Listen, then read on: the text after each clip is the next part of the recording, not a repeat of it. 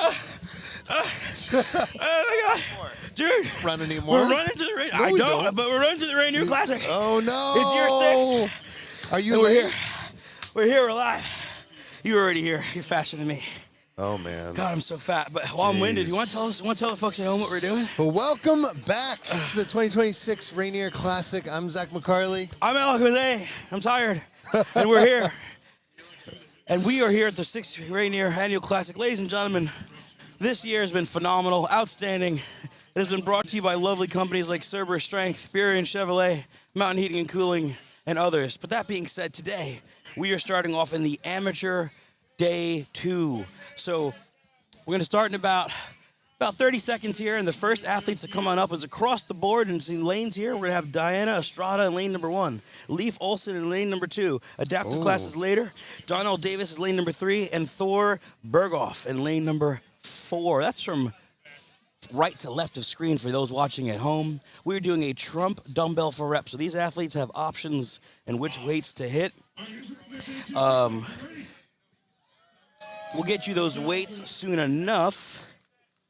But that being said, we are in the novice divisions right now, in the novice lightweight women's, the novice heavyweight men's, the 90 kilo men in lane 3, and the 120 kilo men in lane number 4.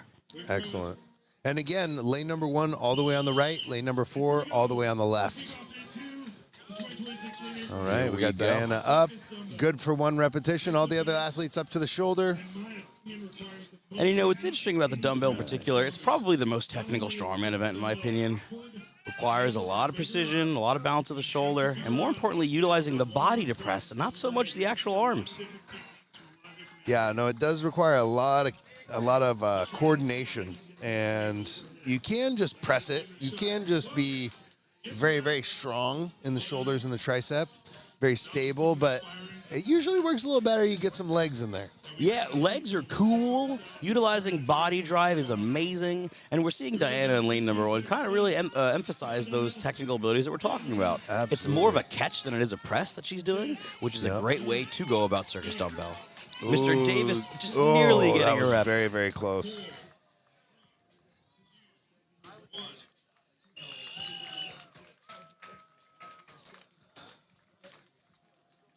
And dumbbell, I would say, is an event that you've probably specialized in, huh, Zach? You've had a lot of experience with that event. Is there anything that people kind of need to look out for when they're going about doing it or even just watching it as a fan? Yeah, I mean, there's a lot of different ways to do the dumbbell. We've seen people be successful with just a steady push press technique. We've seen people be very successful with a full-blown like push jerk. There's even a few people that do split jerking with the dumbbell, but realistically, in an event like this today, these athletes are looking to hit as many reps as they can in the time frame.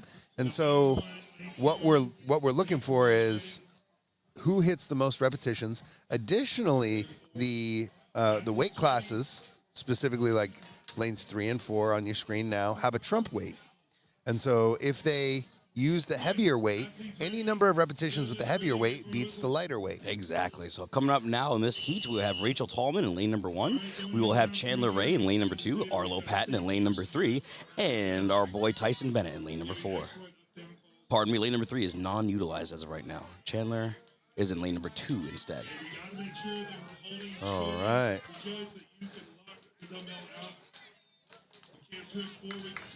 Rachel Tallman getting some quality reps here, utilizing more of a jerk technique, a power jerk technique for her repetitions. Very smooth dip and drive, a little shallow on the dip on that one, but that's okay. You're not biased at all. Yeah. Chandler in lane number 2. Oh, almost got that one. Just nearly missing that repetition. Chandler attempted to catch that weight on its way down, so that's what kind of caught him off guard there. Absolutely. Good fight for that repetition in lane 1 from Rachel. 10, 9, 8, 7, 6, 5. Yeah, and I actually... Ooh, let's see if they can get one more. Wow, that was great. That was fantastic. All right, great heat number 2 in our novice amateur day 2 in the circus dumbbell for reps, specifically the Trump circus dumbbell for reps. Again, for those listening at home, we have a lighter option and a heavier option. Yeah, Any and that- repetitions at the heavier option beats any repetitions at the lighter option. Yes, sir. Yes, sir. So the criteria of this event essentially are weight and then number of repetitions. If you do any repetitions at the heavier weight, it beats any number at the lighter weight. That's right. In lane number 1, we will have the athlete in the in the 64 kilo women's division, Caitlin Anderson. Coolest lane hair in number the 2 competition? Coolest hair in the whole show. Coolest hair in the state, maybe. Lane number very 2, likely. Dustin Bergen. And lane number 3, we'll have Travis Erickson. And lane number 4, Mr. Ryan Nutter. Again, 64 kilo women's, novice heavyweight men, 90 kilo men, and 120 kilo men. Caitlin, with a fantastic first rep. And a very successful rep in lane number 4. Ooh, very, very diligent judging here. Yeah, ultimately the judging needs to be as strict as possible across the board because that's the only way you can guarantee fairness. Yeah, yeah. You know, we're not giving any Magnuson reps here today. Shout out to Maggie, I love you, but you know what you did. And so ultimately, things Trying to make some enemies. He's Trying to my- make some more enemies. He's my dude. It's fine. He's my boy. I love him and his wife. But he knows what he did. But that being said, the reps here have to be clean, so athletes can have to take their time. That is not something that they could rush. Yeah, and they're short on time. They got about 5 more seconds, so athletes are looking to get just one more repetition really quickly. Good judging over by lane 4 by Dustin Tubbs. Our boy, Mr. Nutter, nearly got that rep, but he was just shifting his weight forward as he was completing the rep. Yep, yeah, lane number 3, Travis was very close to knocking out a repetition as well, but just could not reach a position that was, we will say, sufficient. Rob. Oh, boy. All right. So that being said, in lane number 1, we are going to have a Zoe Rafter in lane number 1 in the 64 kilo division. We will have Rex DeJoyner in lane number 2 in the novice heavyweight men.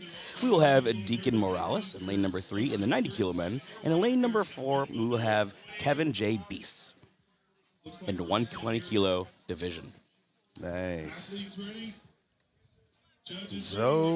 Jennifer is going to be... No, it is Zoe. Zoe's going to be moving, I have a feeling. I'd imagine she's going to really go for it.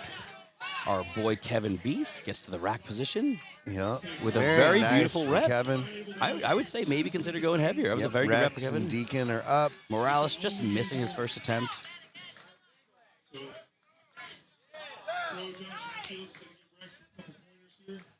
Yep. Zoe and Deacon being very measured in their attempts. Very wise if they're very close.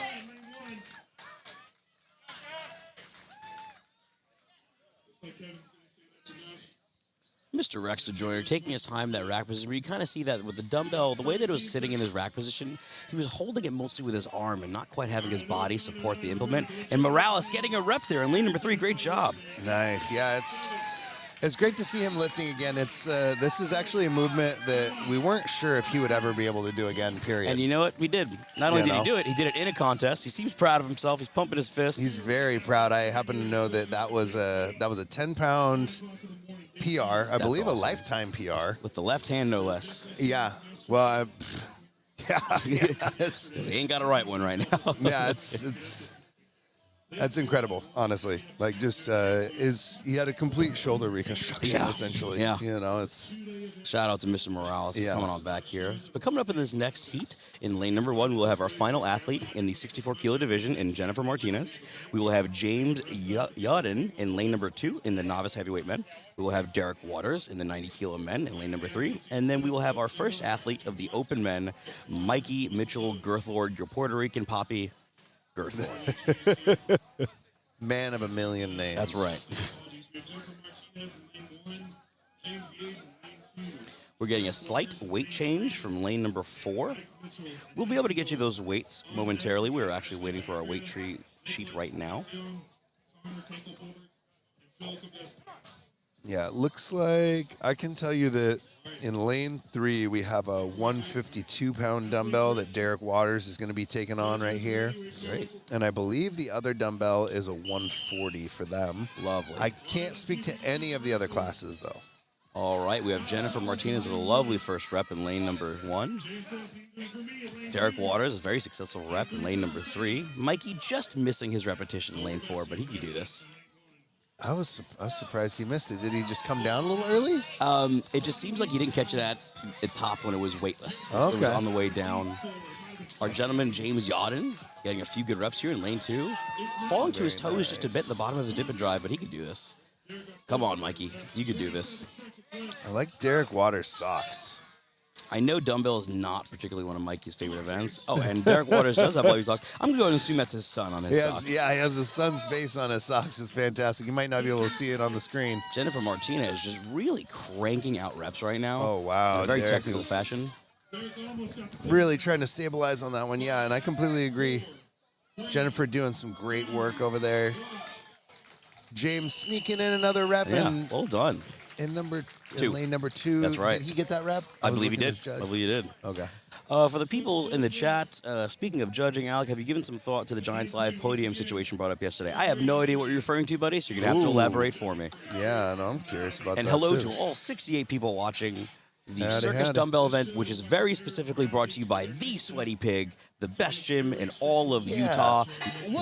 Why is it brought to you by them? Because Connor Gordon himself drove literally all of these dumbbells in his silly truck to Dungeon for this Yeah. competition within 12 hours. From straight. Salt Lake From City. Salt Lake City. So massive shout out to the Sweaty Pig. Best strongman gym in all of Utah. Second best gym in all of the West Coast. We love you. Yeah, I've been around a long time. I have not seen a full collection of Slater and Rogue loadable dumbbells And he owns like them all. this anywhere Yeah, before. There's phenomenal. There's at least 20 dumbbells here. And that being said, we have our next heat coming on up. We have Ashley Giandria in lane number 1 in the 82 kilo class. We're going to Nicholas K. Nacion in lane number 2 from the novice heavyweight men. We have Connor Knackleborg in lane number 3 for the 90 kilo men. And in lane number 4, we have Phil Kobeski in open men.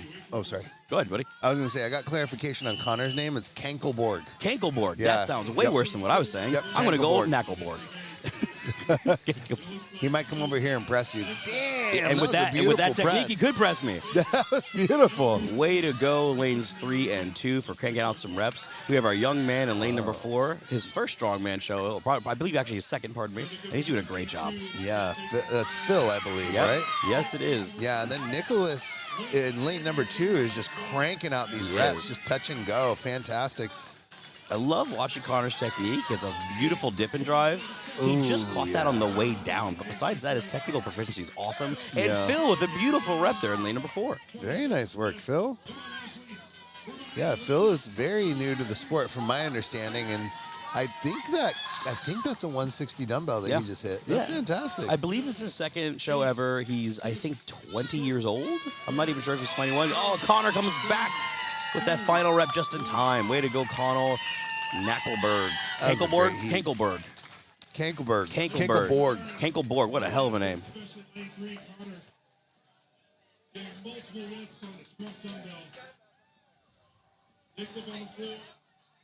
All right, next up, we're going to have Maggie Von Golick in lane number 1, Wesley Smith in lane number 2, Caleb Desjardins in lane number 3, and Josh Bailey in lane number 4. Again, that is right to left with lanes 1, 2, 3, and 4. As a reminder, the athletes, you can set up the dumbbell however you want to. Tubbs, you're right in the way of the camera. You're in the way of the camera. Oh, no, I meant during the event. All right, here we go. Make a couple adjustments for the live stream. Looks like we're good. All right, athletes ready. Judges. All right, ready. here we go. My whistle. And they're off. All right, here we go. Maggie Van Gogh in lane number 1, first to shoulder, and first to press with a beautiful technique. Way to go, Maggie. That is a gorgeous push jerk. Oh, Josh Bailey just nearly getting that dumbbell. Maggie getting her second repetition, I believe. Lane 2 with a beautiful push press technique. A classic, just, Zadrunas-like, almost nearly strict press. Nice. Yeah, in lane number 3, Caleb Desjardins with... It looks like his rack position is a little uncomfortable, but he really punches it up there. He looks Yeah. super comfortable with this 152. Yeah, he really gets very proficient, honestly. Josh Bailey, can he get it? Oh, just nearly, Josh. Yeah, it seems like he's just moving underneath it a little too much. Yeah. He has to kind of stay in place and put more power up. Yeah. You And know? Maggie, interestingly enough, is going from classic power jerk technique with the dumbbell to now a bit of a splat jerk, a bit of an energy efficient saver. It's actually really intelligent, honestly. Look at that. See, now she's starting to split just barely. Splat. Yeah, classic What's splat a jerk. splat? A splat jerk is a half split. That's quite literally what it is. Yeah, no. Popularized by Kevin Ferris of Team USA. Yep, 94 kilo lifter. Beautiful. And 85. And 85. Oh, Yeah. yeah, no, he's a stud. Yeah. What a stud. All right, next up on the floor, we have He was 85 early in his career, yeah? He was. And then went up 94 Yeah, and later. that's where he had his real career at 94, yeah. Yeah. When he switched to squat jerking, Mm-hmm. right? best of this time. I remember seeing that, and I was like, I got to see what I can squat jerk. That's hard. Oh, That's a interesting. tough So movement. I'm so glad this person mentioned what they're talking about in the comments here, because my athlete got second at Giants Live last week in the Stones, and it turns out actually he won, and that actually would have changed the podium. Anyway, we'll talk about that later. You're talking about?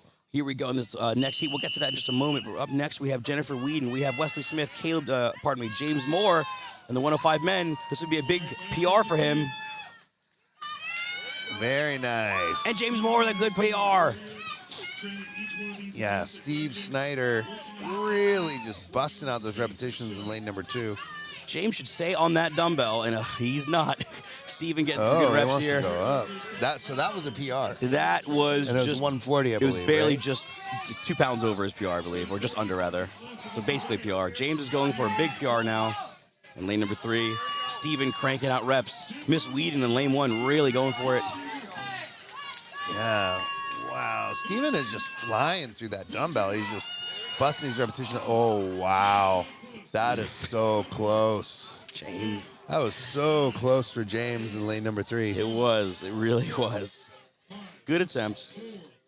3, 2, 1. How about Steven just getting one more in the nick of time? Yes, that was fantastic. That was super cool to watch. Yeah, Steven Schneider really just knocked that dumbbell out. That was fantastic. Massive shout out to Steven for doing such a great job there. And our next heat coming on up, we will have the Open Amateur Women, the last athlete in the Open Amateur Women, in Annalise Coleman. We'll have Patrick Carpenter, in lane number 2 for the Masters 40 men.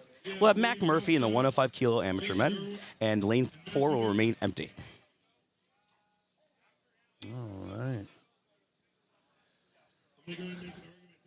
Yeah, it looks like we have 5 heats after this heat.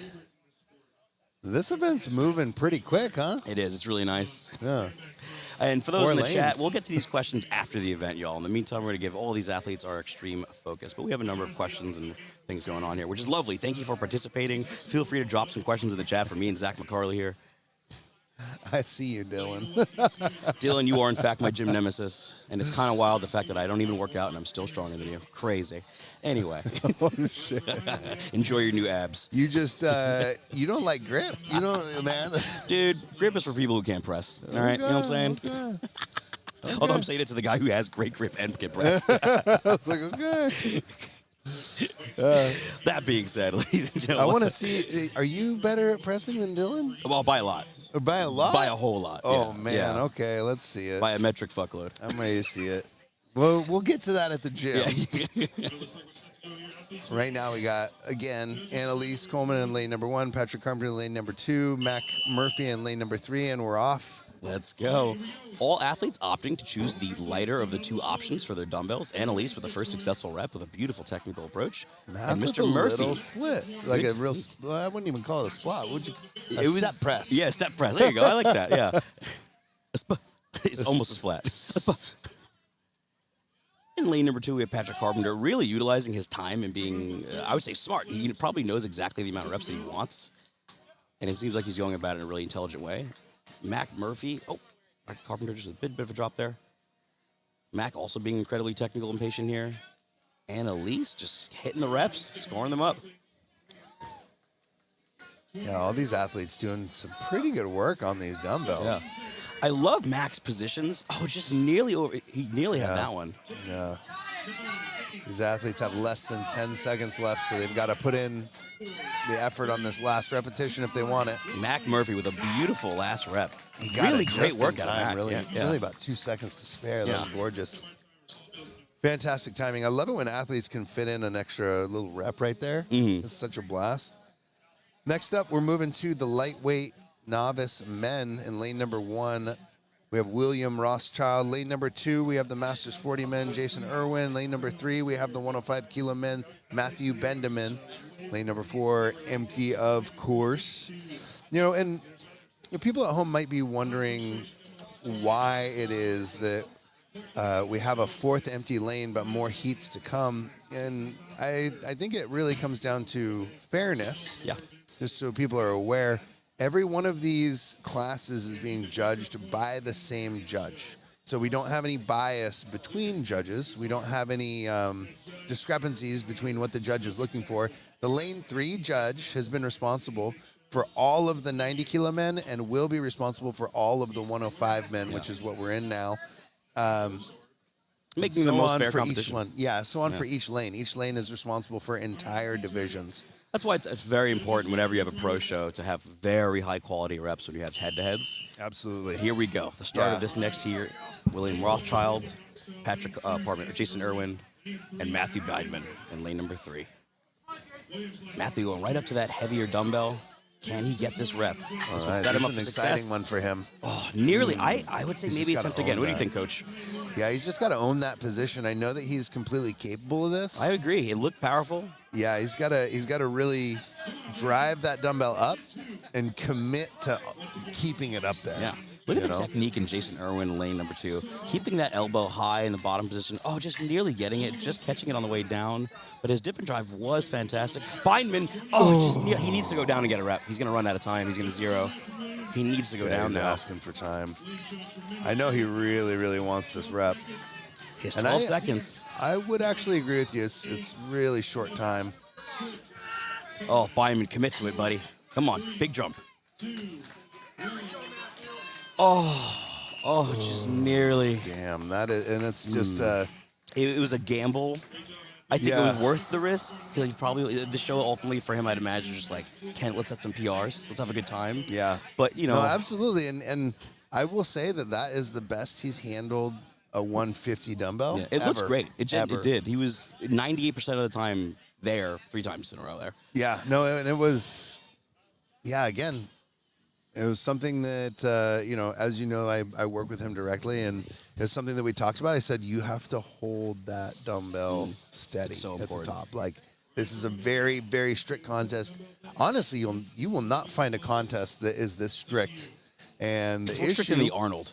yeah, far more strict than any other competition that I've ever Yeah. seen. Here we go firsthand. for this next heat here. We have Carl Merritt, we have Matt Milstead, and Brandon Rose in lane number 3. And Oh, Matt's got the ammonia out, just getting ready. going just for it. Hovering it right next to his nose. But yeah, you got to hold that dumbbell steady. If you lock it out and you're moving a little bit, like we're seeing in lane number 3, he gets the down. see, and that is why the judging is strict. Yeah. But it's fair. Yeah, and Saul's doing a fantastic job right now with his judging. He is, yeah. And Brandon Rose had to hold that dumbbell. Mm. You saw him stagger back a little bit twice, and then he was rock solid for about a full half second. And for those watching, what makes a dumbbell attempt easier or harder than others? If you notice the individuals where their hand that is holding the handle of the dumbbell is further away from their actual head, those repetitions tend to be the absolute hardest to drive force into and to stabilize at the top.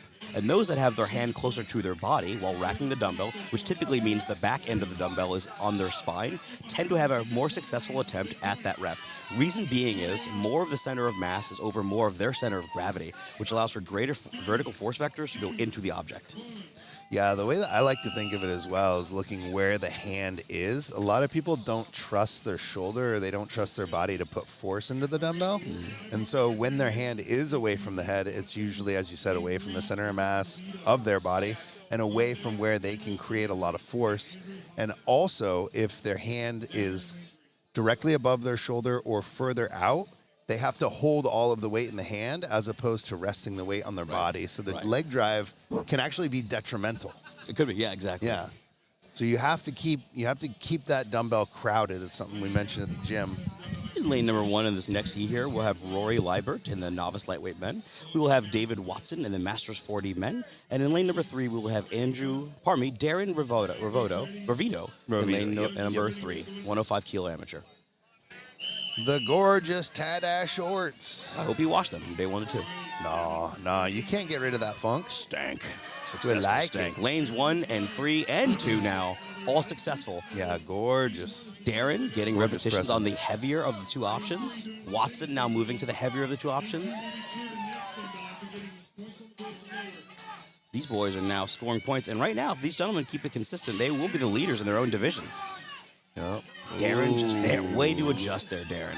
Way to hold steady. Wow. Yeah, Darren has no, an that interesting was approach with his fantastic. eyes. If you notice at the very top, he's actually looking down, which typically I wouldn't say to do, but he's seemingly making it work for himself. Yeah, no, I completely agree. It's usually I have people gaze forward. Yeah, just straight usually. Yeah, but he is gazing directly, like very downward. Very much looking down, but he seems to keep his crown at least neutral, so I think that's what's saving him. Yeah, I think what he might be doing is just creating a point of fixation with his eyes so he Yeah. can balance better. A lot of people in this movement, if they're a bit immobile, they'll look at the dumbbell, or they will look up.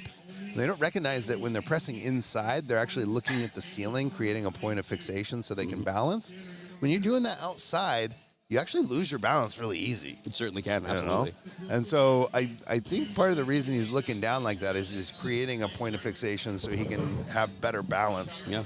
Because he did look like he had very good balance. Yeah, certainly. You know, it got squirrely on him a couple times, and he was able to kind of let it settle and stabilize. In lane number 1, we'll have our last athlete in the novice lightweight men in Samuel Beasley. In lane number 2, we actually have no one. In lane number 3, we'll have our last athlete in the 105, our second to last athlete in the 105 kilo amateur division in Andrew Holland. And in lane number 4 will also remain empty. So lanes 1 and 3 will have athletes. All right. These guys are training partners as well. Oh, that's nice. That's yeah, fun. yeah. Can you tell? I mean, with the flow, the beautiful flow, the shorts, the dumbbell, All of it, all the of it. SBD sleeve on the same arm. Yeah, there's a lot going on here. Both wearing headbands, one red, one blue. It's actually kind of adorable. You guys are cute little cutie I pies. know, right? Little thunder twins. I'm just jealous of their hair. I love it. Dude, I'm balding. I'm gonna have to shave it off soon. It is what it Dude, is. you're going to join the club. It's I'm okay. gonna. It's a man's man. club. It's Club DHT, baby. Yeah, baby. Andrew Holland in lane number 3 just busting out some repetitions And you of see that what I'm talking 152. about? With he has majority of that dumbbell on his spine. He has his hand pretty close to his ear, and as he dips straight up and down with his dip and drive technique, it allows for more of that weight to be rested on his body versus the arm, which I think allows for greater pressing. Yeah, I think in most circumstances it does as well, and I think there are actually a couple interesting techniques. Like one athlete that's out there right now, DJ Doggett, has a very vertical dumbbell style. Yeah, Like, loves resting it entirely vertical, which is he a great rests technique. it vertically. Just Yeah, different. and there's a lot of different ways to do it.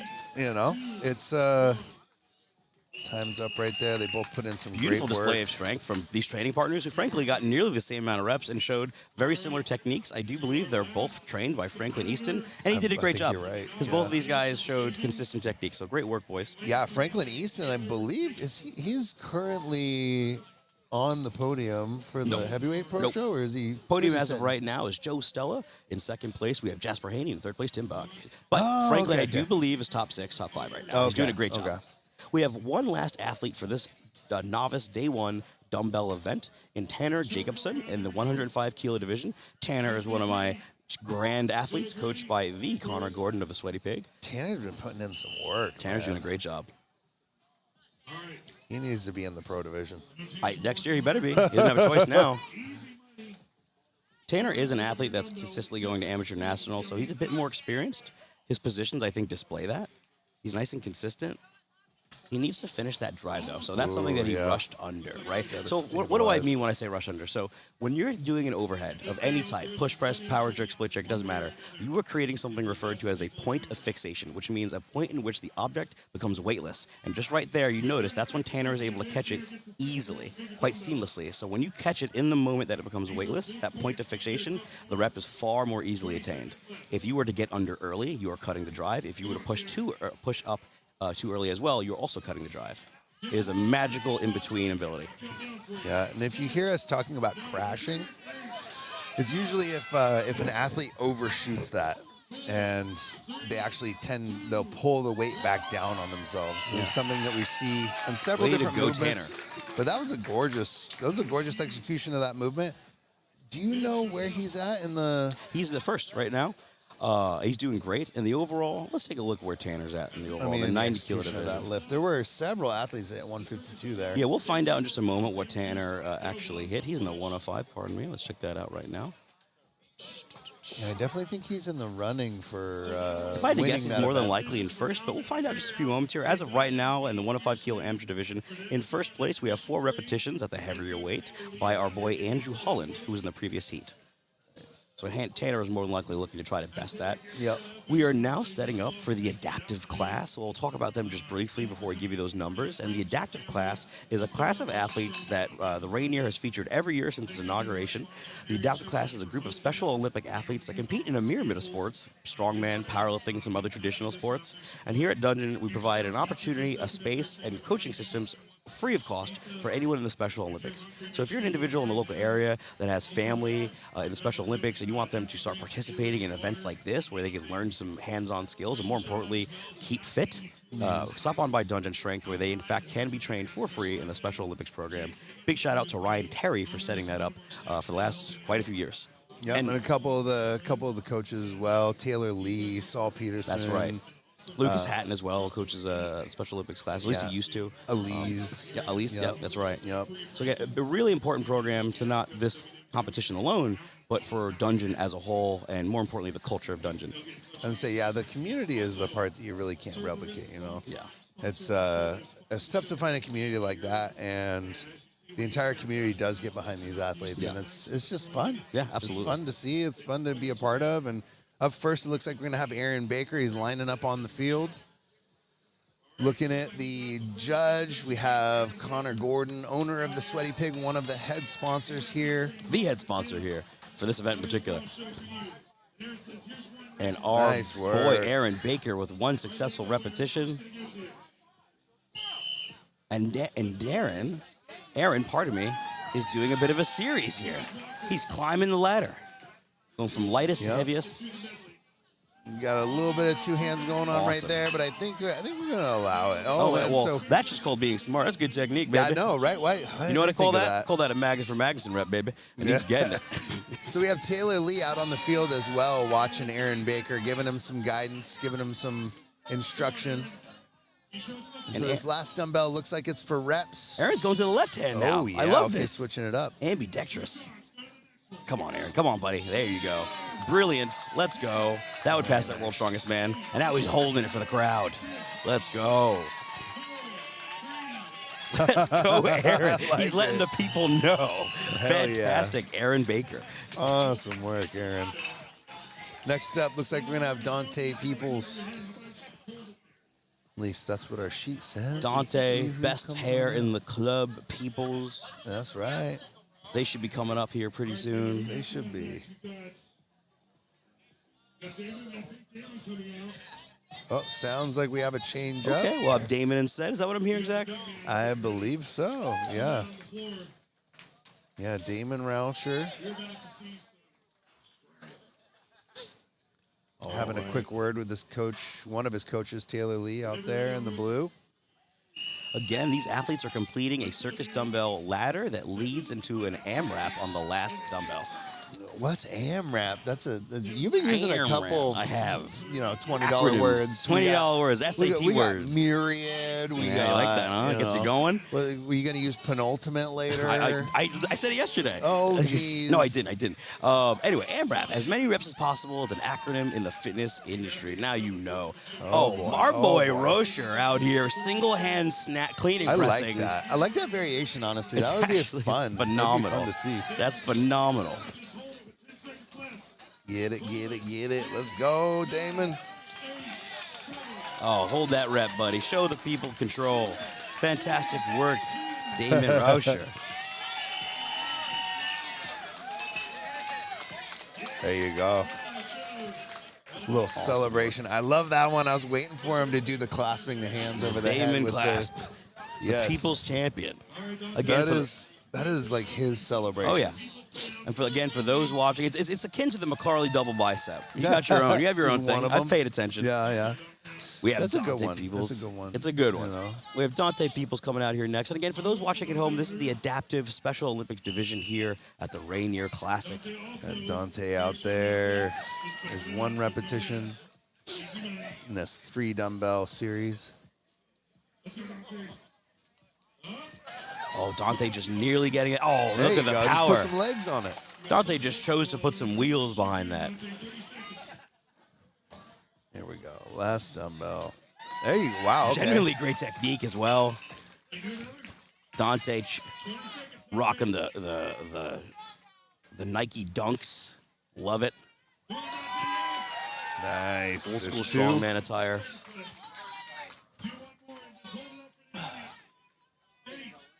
Wow, Dante looks like he's good for like 4 or 5 more. Do if it he wanted again, him. Dante. Do it again, buddy. Do it again. Oh, he's out of time. That's okay. Great That's work, okay. Dante. Awesome work. That's fantastic from Dante Peoples right there. Next up, it looks like we're going to have Joey Beltran. Joey the Beast Beltran. The Beast. Dante getting some love from his teammates. The Beast team. Next, we got Joey the Beast Beltran. All right, Beast. Getting the crowd going, getting the folks involved. All right, Joey, listen. Joey getting ready for his circus dumbbell, ladder, and AMRAP. Joey has been working out of this at the gym now. Nice work. There's number 1 knocked out. Joey's choosing to wear 2 wrist wraps. I wonder if he's going to go one left, one right. And There we he go. is a bilateral boy. Getting both sides. Very Brian Shaw-esque of him, utilizing both arms for a massive efficiency's sake. We like that. We like that. I really like it when athletes can press with both sides. At this point, besides Lucas Girthlord, I'm Stubborn Hatton, I demand all my athletes to do it. And they must have at least 90% in their offhand. I will say, yeah, that's where I'm at as well. I'd say athletes need to be within 10% on both sides. However, I do think there is something to when you get up above, when you get like within 10% of the world record. I think you can do whatever you want. You can go a little more like 20% deviation between I'd say a little sides. fun fact, Zach. I coached the world record of the open division as well, Bell. Who has it? Right BJ now? Stone, my athlete. Oh, BJ Stone. Yeah. No, that's great. That's great. It's pretty neat. But you know what's Yeah. even neater than that? You know what's way cooler than that? These adaptive class athletes coming out here and kicking ass during the circus dumbbell event. That was fantastic. I think we got some questions in the chat that we need to. We will. We're going to hit refer these back to. questions really quick before we switch out to the next event, which the next event is going to be a medley, but we'll get into that in just a few moments. But as of right now, we had some questions about Giants Live and reffing of the Stones. At the end of the day, guys, there is no formal protest allowable at Giants Live shows. So whatever the judge says is going to be what it is, and that's just something that they've utilized to keep the show going and flowing. And you can have your opinions on that, but that's just how it works for now. Tell me what happened because I'm curious. I don't even know what happened. So ultimately, at Giants Live, Royal Albert Hall, Martins, in my opinion, in my observation, won the last event. Another athlete went up after, and they got the official winning time. In retrospect, now people have gone back in time to 2 and noticed certain hand placements, and they actually think Martins actually did get the event win. Now, with that happening, if Martins did get the event win, his placing wouldn't have moved. However, the athlete that ended up in second would have been third, and the athlete in third would end up in second, changing a massive payday. And who? But Patty Haynes got second, and Rain O'Neill got third because they tied, and the tiebreaker is the Stones. Oh shoot! So these things happen, guys. It's ultimately a part of the game, and you have to just trust the process when at shows. And more importantly, you can't let these things bother your shows. Professional athletes learn to kind of just you politely see if there's a formal protest option, and if there isn't, you move on to the next event. Yeah, I mean the name of the game is continue. Right. Like exactly. that. I feel like that's something that people forget, at least in this sport. And in most sports, really, a lot of people think, like, I got to win this one. I'm going to fight tooth and nail for this single event, blah, blah, blah. No, like, what actually matters is just continuing to play. Yeah. Like, at the end of the day, that's what really matters. Yeah, and have your team, have your staff handle those sort of outside distractions. Your job is to be an athlete. Yeah. At that level. So that being said, guys, we're going to move on to the medley, a Dungeon Strength sponsored moving event medley that'll come up soon. We'll tell you about that just later. We'll be back in about 5 to 10 minutes here. Thank you so much for tuning on in. Thank you all, 97 of you who are currently watching the stream. Again, 5 to 10 minutes. We'll be back. Thanks, guys. Take care.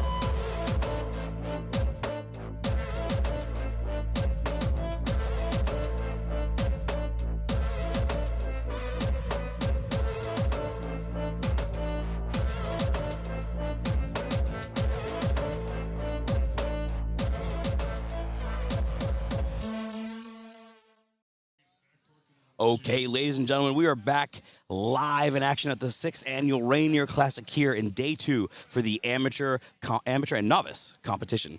That being said, we're moving on to our penultimate event, second to last event here in the competition, featuring a Lucas Haddon Death Medley. It is a mystery event medley, so meaning these athletes really had no idea besides a few basic details on what type of events, or objects I should say, they'd be running with. As of today, these athletes are not necessarily loading these objects over a bar or a platform, but they are running them down a 40-foot course to the line in which that will indicate they are completed with that particular object.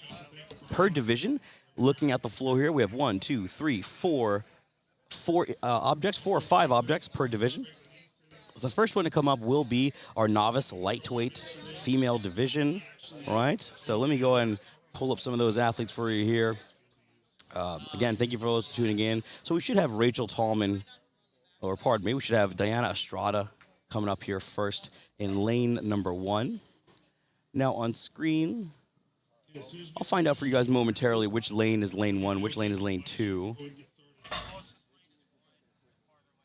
So closest to screen will be lane number 1 for those watching at home. Closest to screen and furthest to screen will be lane number 2. So I'm assuming, so for the novice lightweight class, we're going to have farmers at 125 per hand, a 135 sandbag, a keg at 100 pounds, a duck walk at 135, and that is their medley. All objects must cross the line at the end to ensure completion. There will be no distance counted if an athlete does not complete an object, just whatever amount they got prior to that and a split time associated. Thank you very much for those tuning in to the 6th annual Rainier Classic. Some of our major sponsors today include Cerberus Strength, Mountain Heating and Cooling, Puget Sound Pizza, Slow Mo Knife Co., and The Sweaty Pig. So again, thanks for tuning in, and thank you for all our major sponsors for making this show possible at the 6th annual Rainier Classic. We are doing our final touches here in the field to ensure that things are even, safe, and fair for the athletes competing.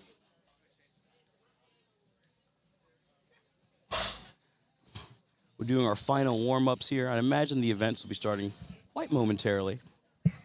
But in the meantime, feel free to drop some questions in the chat if any of you would like to talk Strongman, talk the Rainier, talk anything in particular. Thank you very much to all 97 of you who are currently watching the stream.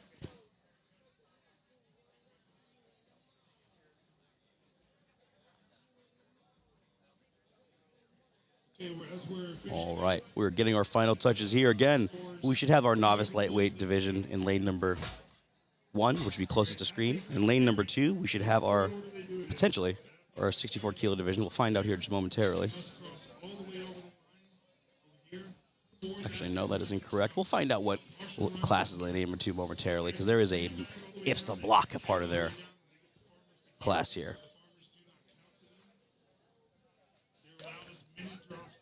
There is unlimited drops per item in this competition. These athletes will have 75 seconds to complete all 5 objects.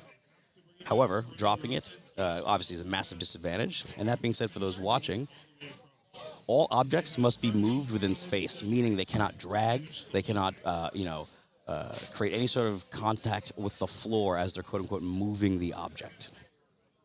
This is the ultimate. Yes, for those in the comments mentioning Deacon Morales, we are extraordinarily proud of him too. He is an incredibly lucky man, a blessed man who survived a horrific motorbike accident, spent the better part of a year and some change, quite literally rebuilding his body. He couldn't walk after his accident. He still didn't have a shoulder, total shoulder reconstruction. His spine was repaired, and now he's competing at a strongman show and frankly doing quite well amongst his peers. So massive shout out to Deacon Morales. We're doing such a good job here at the show. I'd imagine. Yep. And again, Lucas Haddon over here reminding us some cues. Athletes can start with any object as well for those tuning in. Any order they want. They can start with the farmers. They can start with a keg. All that being said, they must get it done in order to ensure success and victory here. Thank you so much for those who are enjoying the production. We're doing our very best. Braden Hendrickson, does a fantastic job in setting up the stream, the internet, everything. Big shout out to Braden and his company for doing such a great job here. Braden is personally responsible for North America's Strongest Man stream as well, which myself and Zach McCarley will also be doing commentary. So if you're sick of hearing my voice, guess what, brother? You got another bit of me coming on up soon. I'm going to keep climbing the ladder. Every year, another major show, my dumb voice in your ears. It's going to be lovely. That being said, speaking of dumb things, that IFSA block is going to be incredibly difficult for those athletes to move during this medley, which I love. You know, when you have a quite literally just a goofy-looking object, it really adds a level of complexity to a moving event like this. It's not standard. Quote-unquote standard for Strongman is still very strange when we're talking about kegs, farmers, and sandbags, but that is the norm. And when you throw something in like just a straight-up aluminum block that's dense as all hell, things get squirrely. And you find out really quickly which type of athlete can adapt on the fly, which type of athlete has that mental fortitude to approach something that they more likely have never done and feel confident in their ability to produce strength.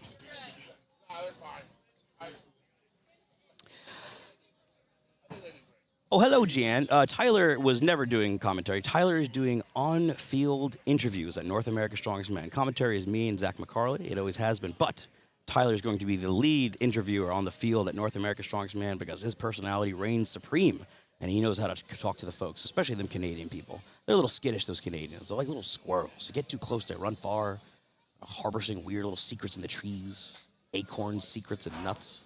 Anyway, Tyler's going to be able to connect with them better than I could. So he'll be out there, North America's Strongest Man on the field, interviewing those folks.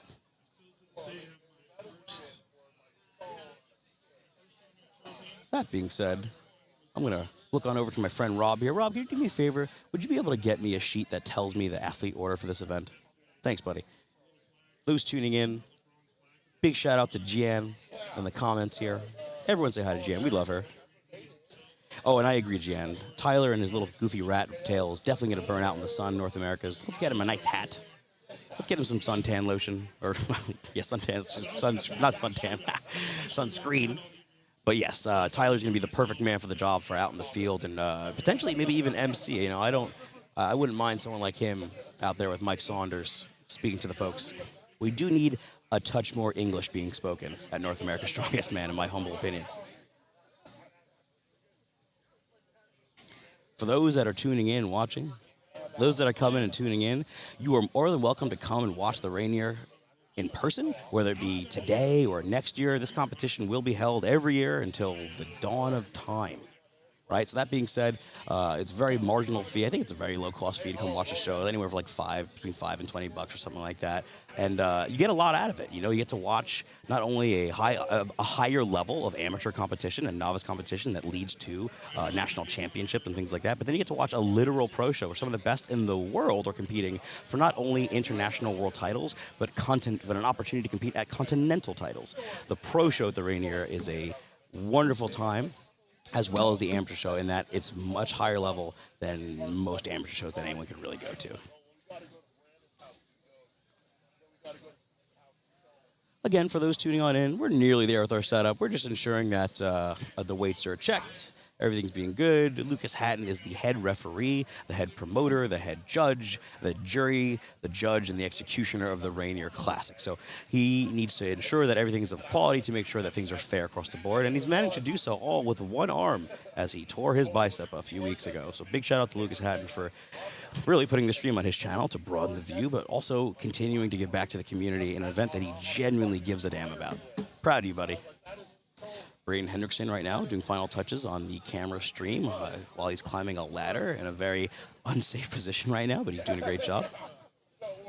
Again, for those watching the stream, feel free to chime on in the comments if you have any questions or thoughts during the show. It could be about the competition happening in front of you or anything else. Me and Zach McCarley will definitely address them and engage with you while the show's going on. Again, for those tuning in now, we are doing the Lucas Hatton Mystery Event Medley. Funny enough, an event that would be terrible for him at a pro show, but he loves this sort of thing. The athletes can go in any order in which they would like to approach this medley. At the end of the day, they have to complete the 40-foot line. All objects must go over the line, safely established, securely, and then finished.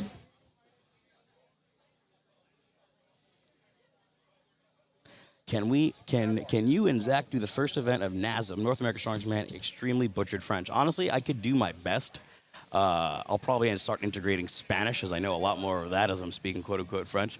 But I do think it would be pretty fun to give it a go. Do expect some Americana and Canadian crap, chit talk amongst the two nations. We're going to have some fun. Ultimately speaking, hilariously enough, I have only Canadian athletes this year, so I am effectively Team Canada's head coach. Me and JF Caron, although he's definitely the king of North, so he probably gets that role no matter what he does. But it's going to be a fun show. All my American athletes pulled out. So it's me and the Canadian boys. Larson Hare, James Jeffers, and Tyler Sigginson on interviewing. All my Canadian pros. She did a great scissor reel from day one. You can check it out at the Rainier Classic page on Instagram. For those watching, this chair is in fact Zach McCarley. I know he's lost a little bit of weight. He's not as jacked as he used to be, but he's still my friend. And you give him some respect, damn it. Look, he's a little shy right now. She had 20 people sign up yesterday. If you couldn't tell, I'm just buying time right now because the event probably should have started 5 minutes ago. But it's okay, guys. We're all here together as a unit, enjoying ourselves. I definitely love the sound of my own voice. Why not? No, Sturge can stay right over there. Let's see here. Actual question. Do the athletes have to decide the order they approach the objects before the event? No, they could do it as they go. They do not need to contact the judge or head referee and let them know what they want to do. All they have to do is to cross the line fully and establish control of the object once they've crossed the line. But they could change their mind mid-event, mid-fly. Thank you very much, Caleb. I now have the athlete order, which is very helpful for me. So we are actually, yes, we're going to feature the adaptive class first. Oh, no, pardon me. No, we're going to go with the novice lightweight women first. In lane number 1, which is lane closest to screen, we have Rachel Tallman in the novice lightweight women. In lane number 2, we should have Arlo Patton in the 90 kilo amateur men. So in the 90 kilo amateur men, if you notice, the objects that they'll be moving will be a farmer at 240, a block at 231, a keg at 250, and a duck walk at 270. That's a very hard medley for Rachel Tallman and the novice women. She'll have a 125 farmer, a 135 sandbag, a 100-pound keg, and a 135 duck walk. Okay? So those are the two classes right now, novice lightweight women and 90 kilo men. Novice lightweight women being in lane number 1, closest to screen, and 90 kilo men being furthest from screen in lane number 2.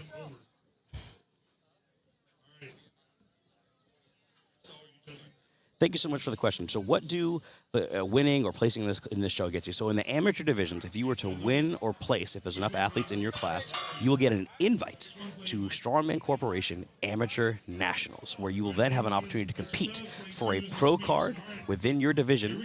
A pro card earns you a right to compete at certain international shows that Strongman Corporation is a part of, and more importantly, America's Strongest Man and Woman. So these are the athletes climbing the natural progression, the natural ladder. In lane number 1, here we go. Rachel Tallman choosing to opt for the farmers first, and so does Arlo Patton. Right now, for those watching, Arlo in lane number 2, those farmers are particularly difficult. They were personally owned by Jesse Marunde. They are torque tanks, and they're not torque tanks, they are tube tanks, and they are extraordinarily difficult to run. Rachel Tallman already on her second object, opting to go to the sandbag next. She's sprinting on back to the keg, it looks like. Arlo's going for the duck walk next with a very heavy duck walk, but with great technique and speed. Rachel choosing to go for the keg, just about to finish up her third object. Arlo now going for the IFSA block at 231 pounds, 105 kilos. Arlo needs to keep his chest up and lean back, but he's doing a great job here. Rachel on the final object. A nice duck walk, something that beats your legs up as you progress through. Rachel's nearly done. Going to finish here. She has 30 seconds remaining, and she completes it. Arlo has roughly 24 seconds to complete this keg down. He has to get 35 total feet. Come on, Arlo. Roughly 20 seconds. I know Arlo's hands are bleeding from a previous event, and he's showing some real grit and power here. He could do this. He needs to get to that line. Showing determination, leaning back, not stopping. He has 5 seconds, and he completes it. Let's go, Arlo. Phenomenal work in the 90 kilo division, and Rachel Tallman doing a great job in the novice lightweight class. Great job to both athletes. And I think that really displayed just how difficult that event was. Both athletes were only having 30 seconds or less to finish. 5 objects is very difficult, even if it's only roughly 40 feet to complete.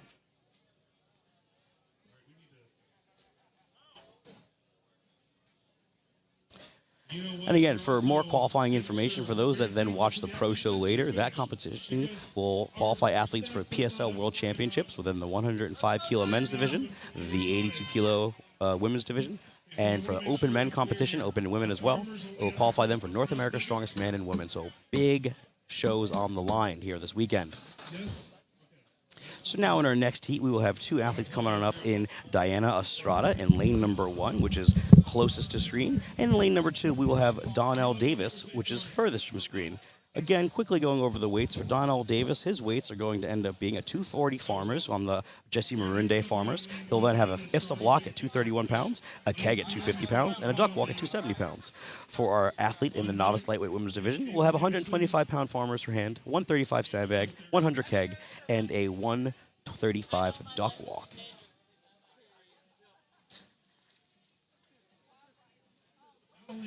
I am joined back here with my boy, my partner in crime, Mr. Zach McCarley, who got to watch his partner firsthand decimate the Lucas Hatton Mystery Event medley. Yeah, that was fun. That was really cool. You know, you got to take a moment to live life. Yeah, buddy. You know, and that's a nasty medley, like a four-part medley with a 35 to 40 foot, runway. Oh yeah. Down. And then you got to run back between the events. That's nasty. It's a lot of work. It's a lot of moving. I like it. Again, in lane 1, we have novice lightweight women and Diana Estrada. And in lane number 2, we have Donnell Davis in the 90 kilo men. Amateur divisions, of course. Here we go. Right, so it'll be interesting to see how they take this. Donnell's taking the Farmers first. I honestly think that is a wise decision. I do too. Those Farmers in particular are going to beat you up, so it's better to get that out of the way, in my opinion. Yeah. No, Unless you know you just have a freakish grip, I think it's best to start with the Farmers. Yeah, those cylinder Farmers, they will get you, you know. And then he goes duck walk. Diana doing the carries first. Already the front carries. on the third object. Diana is hustling right now. Into the holy cow, she is flying. She is. And for a shorter athlete, she's making great work of that duck walk. I would say she is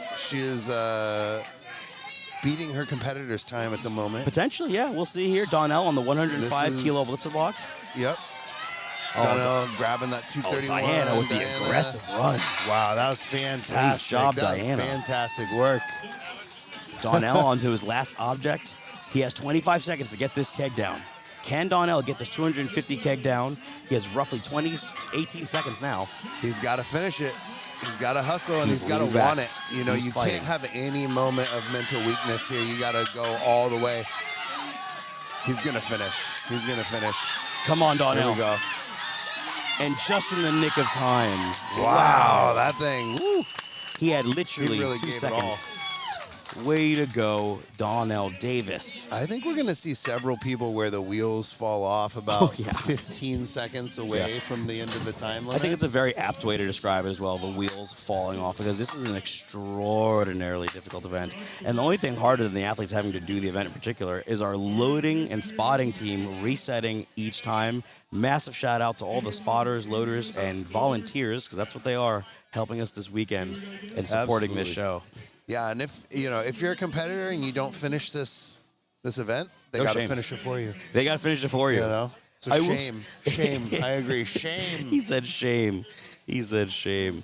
So coming up next, after we have our nice reset, we're going to have the best hair in the business, Caitlin Anderson, in lane number 1, closest to screen. And lane number 2, we have Travis Erickson in lane number 2, which is furthest from screen. Travis being in the 90 kilo class. Yeah, one of all 3 of the 90 kilo men that have gone in lane 2 at this point are from Dungeon Strength. That's actually. right. That's right. Caitlin Anderson, another grand athlete of mine, coached by the Jenny Draper. Nice. So I will forever be biased. I gave her some tips just now on how to carry, because her objects are actually different from the previous class that went. Oh, yeah, no. Every class has a little bit different, right? Yeah. So in the 64 kilo women's division, they'll have a 160 per hand Farmers, a leaf spring that happens to weigh 150 pounds, a sandbag that weighs 150, and a duck walk that weighs 150. So I know Caitlin, for example, said that she's not the best with grip, so she's going to go for some of the harder odd objects first and try just to score good points. She's going to start with the leaf spring, which I gave her some technical tips on how to do that in the back. Hopefully it works. We'll find out how good of a coach I am in just a moment. I think that's a good way to carry it. Pretty solid. I think so, too. Travis Erickson flying with those Travis 2 Farmers, moving. the Marunde Farmers, opting to go to the keg next. I think it's wise to take that belt off. Caitlin doing a phenomenal job in getting her run back. Her splits in between is just as important as the run with the actual object. Most athletes kind of forget that. Yeah, I think you got to balance. I think that this is an event that even if you're really quick, it's going to take you 50 seconds. I agree. And you cannot sprint for 50 seconds. Hard facts. Caitlin choosing to go to the duck walk next, again, knowing that the farmers might be her doing, if you will. So just getting Travis some is good almost points. done with this thing. Travis already on the last object. You're Holy right. cow, he's flying with that duck walk. That's our time to beat. Absolutely. That Travis is absolutely Erickson. our time to beat. You said you can't sprint for 50 straight seconds, but Travis might have just proved you wrong.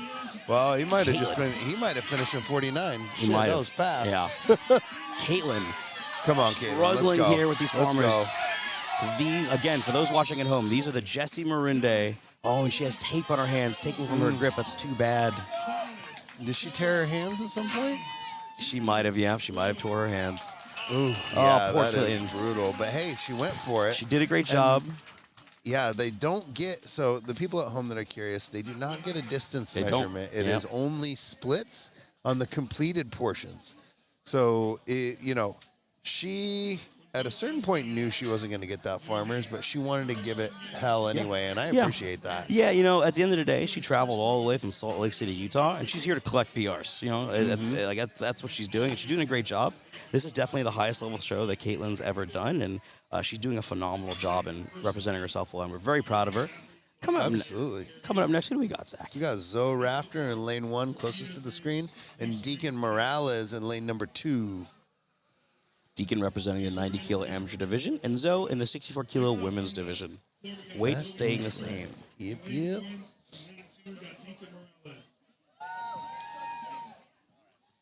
All right, athletes getting ready here. All right. I did get some confirmation. I got to chat with Deacon just before or just after the dumbbell, and he did say that dumbbell that he hit for 2 was a lifetime PR. Oh. Lifetime, like before or after Would any you kind look of at thing. that? Good job, Yeah, Coach. Absolutely. And good job, lifetime Deacon. PR. Yeah. No, exactly. That's how it is. Here we go. Guy- Deacon's off the line. we Quick have- with the farmers. Both Jake, athletes are working with those farmers.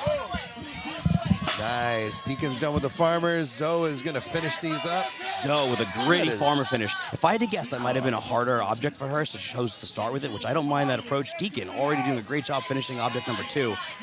Very nice work from Deacon. You bet your tail, if you're a Macaro athlete, you probably have a good grip. Yeah, Mo! no, that's true. Very nice work. Very nice work.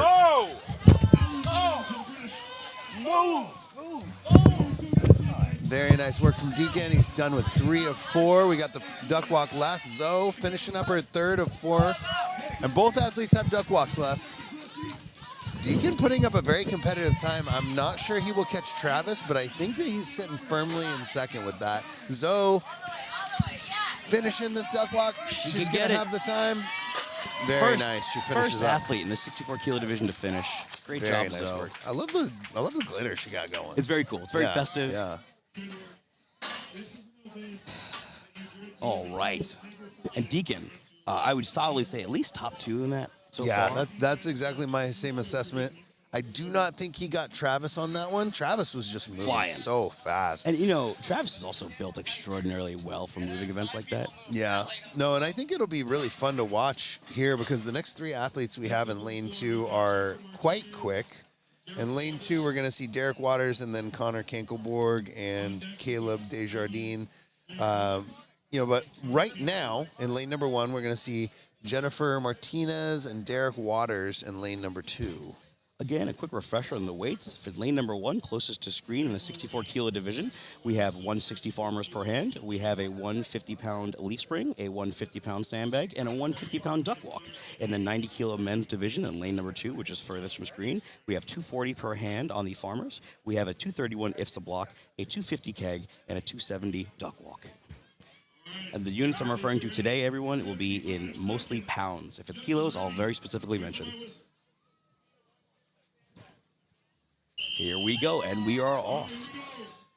Martinez opting to go for the farmers first. More than likely has a very confident grip, if I had to guess, based on how she's handling those. And Mr. Waters fast with a finish on those farmers. Very nice work, both these athletes. Yeah, Derek opting to go with the duck walk early. This will be interesting. Yeah, interesting. Personally, I might have gone with keg or IFSA block, but maybe that's something that he's confident with. Yeah, he knows I it's not going to agree. sap him. That is the funny thing about the medley is 2 athletes can do each other's order, but beat each other in their preferred order. Absolutely. The order is very individual. Like Martinez, for example, the only athlete in the 64-kilo division to finish with the leaf spring. Yeah. And she's getting a very fast time in it. So far, she's run that leaf spring faster than any of her peers thus far. She's just tossed that thing. I mean, did. that's how you got to do it. You know, Ultimately, in I this agree. circumstance, I don't think you could really safely return the leaf spring, and I think that that's okay. Yeah. It's, again, you know, we really emphasize safety of the individual first. So if you think even for a nanosecond there's a potential for you to get hurt, do what you got to do to keep yourself safe. And then it's keep the volunteer safe, and then it's keep the equipment safe. Absolutely. A nanosecond, a picosecond, a femtosecond. Picosecond. Picogram. Yeah, that's Got right. some famous athletes in trouble last year. Oh, boy. Picograms. Oh, boy. No picograms here. No okay? picograms. There We're might be lots Strongman of show. We're full of picograms. picograms right now. A little bit more than that, I'd say. So that being said, we are now moving on to the 82-kilo women's division. The first athlete up will be Maggie Van Gulik, which actually shouldn't be the case. It should be Ashley Giandra up first in that class, which is more than likely the case. That's a mistake. So it'll either be Ashley or Maggie. It should be Ashley, though. And then Connor Kankelborg will be in lane number 2, furthest from screen. So we will have a slight weight change in lane number 1, which is closest to screen. And an implement change as well. Yes, Looks that's like what I actually meant to say. Pardon me. it looks like we're doing Husafel and Yeah. the kettlebell. So right now we're doing farmer weights at 180 pound, sandbag at 150, natural stone at 145, according to this right now, which actually is being changed to a Husafel. So we're going from a natural stone to Husafel instead. Probably still within that weight That's range. fun. And we like are that. doing for the 82-kilo women, a 200-pound kettlebell. So Nice, in place of the duck walk, of course. That's right. That's right. So we should have Ashley in lane number 1. I'm not seeing her right now.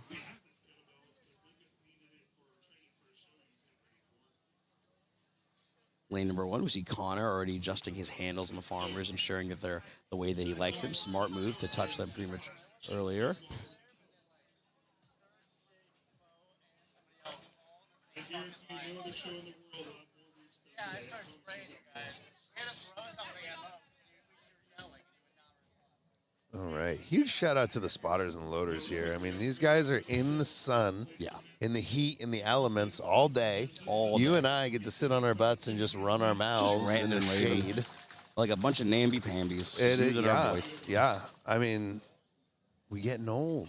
We are Getting getting old, bro. All right, And so I got Connor lined up right now. Connor Yep. Kankelborg We up still- in lane 2. we still don't have our 82-kilo woman out just yet. It should be Ashley, based on the scoring in the previous event, as Maggie won the previous event. But, it looks... Yeah, on, it where- looks like we're We're missing an athlete. No, we're not ready. and it looks like it is Maggie up. It is Maggie. For some reason, there might be some confusion. So it looks like, more than likely what happened, either Ashley decided to not do the event or she's pulled out of the show. Because Maggie did win the previous event. And yeah, is it on previous event is. or is it on It's on previous overall? event. It's on previous event. The last event of the show is overall. Okay. Well, also, sometimes mistakes happen. It's hard to say. Yeah. We will see what happens. Here we go. Both of these athletes I happen to know are fantastic movers. Both Connor and Maggie are Both with the farmers. I love it. both grand athletes of mine. Love them to bits. Both have great grip. Maggie doing a great job here. Awesome work. Yeah, those Jesse Morundi cylinder farmers, these are old oxygen tanks with handles welded on. It is really challenging to move with those because the cylinders are dragging on the thighs so much. You have to have a grip that is more than enough to hold the weight. You have to hold the friction and the jarring of those farmers rubbing up on the thighs. Both athletes good for their first front carry. And Connor is already done with his duck walk He is. portion. Connor's on the last object, the IFSA block. And Maggie finishing up this duck walk here in stellar fashion. Very nice work with that Last kettlebell. object. And Connor with a brilliant finish. Work. Outstanding display of athleticism. Maggie needing to lean back just a hair. There she goes. Beautiful technique by Maggie. And finishes. Both athletes finished with a great time. Oh, yeah. Yeah. And finished the entire medley. Very smooth. You know, there was no slowing down for either one of them. They kept their transitions from start to finish about the same pace from start to end, which I really like. It's like a well thought out measure. Because you're right, you can actually blow your energy on the in-betweens and splits. So it looks like there was, in fact, a bit of a mix-up there with the 82 kilo division. Maggie should have gone last, but we have Ashley Giandre coming up second and last for the 82 kilo class. Coming up next in lane number 2, we will have Caleb how do you say his last name? Desjardins. Desjardins in lane number 2 in the 90 kilo division. So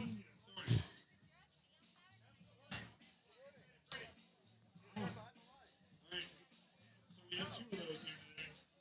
That's ours. We just did it for you, according to what Lucas said. Thank you, Nicole.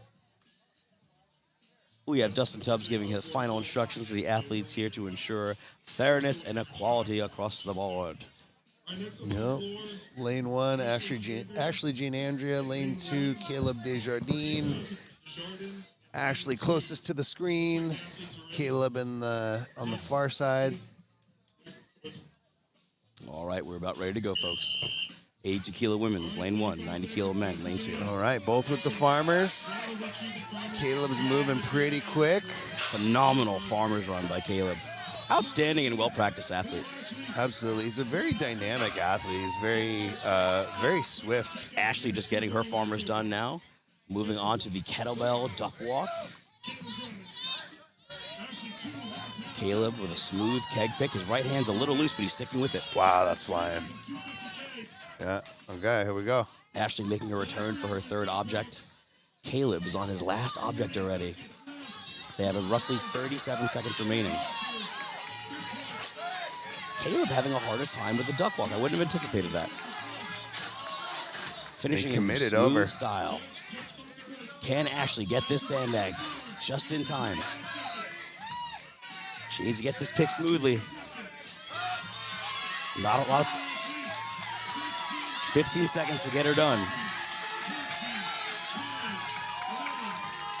Ooh. And she does. Wow, she finished with maybe, did I hear that right? About 1 second left? In that area. It was not a lot of time, Wow. but way to go, Ashley. Finishing strong. Perfectly nice and consistent. paced. I'd imagine for her, too, that's a pretty good PR. Yeah, that's fantastic. Yeah, Caleb flew through that. Had a little bit of trouble with the duck walk. You know, by the end of this kind of medley, your legs are going to be very jello. Yeah. You know, it's just your legs are going to be beat up. It's He just might how have it is. anticipated the duck walk feeling easier than it was. Yeah. It's just one of those events where if even just the slightest upper back fatigue is going to force your torso to lean forward as you're trying to run that thing, and you will drop it quite a bit if that's the case. But now we are shifting divisions. In lane number 1, we have Annalise Coleman in our open amateur division. We will now shift to the 105 amateur men in lane number 2, having Matthew Bindman coming up next. We're having a weight change for both divisions and object chains. So going over the open amateur women, the objects that they will be moving will be, I'll tell you in just a moment, where is our open amateur women? Open female right here. Oh, nope, that's 82. Over here, right here, so it was actually just written really weird. There is no information. So we have no information for the open amateur women, unfortunately, on our sheet. We'll move on to the 105 men's instead. JK, baby. So our 105 men's, we're starting in lane number 2, which is furthest from screen.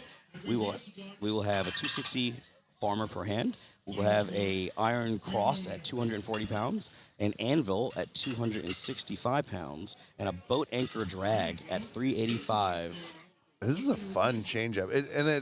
Just to follow up, it does look like the heavyweight women are doing the exact same items. They bumped the farmer's weight a little bit, Yeah, right? looks like they did, They so- bumped it 20 pounds a hand. Unfortunately, we don't have the details for the open amateur women just yet, but they are in lane number 1, which is That looks closest to like screen. it looks like a 175-pound bag from here. It doesn't Could look be. like a 150. And again, in lane number 2, we have the start of the 105 amateur division for the men.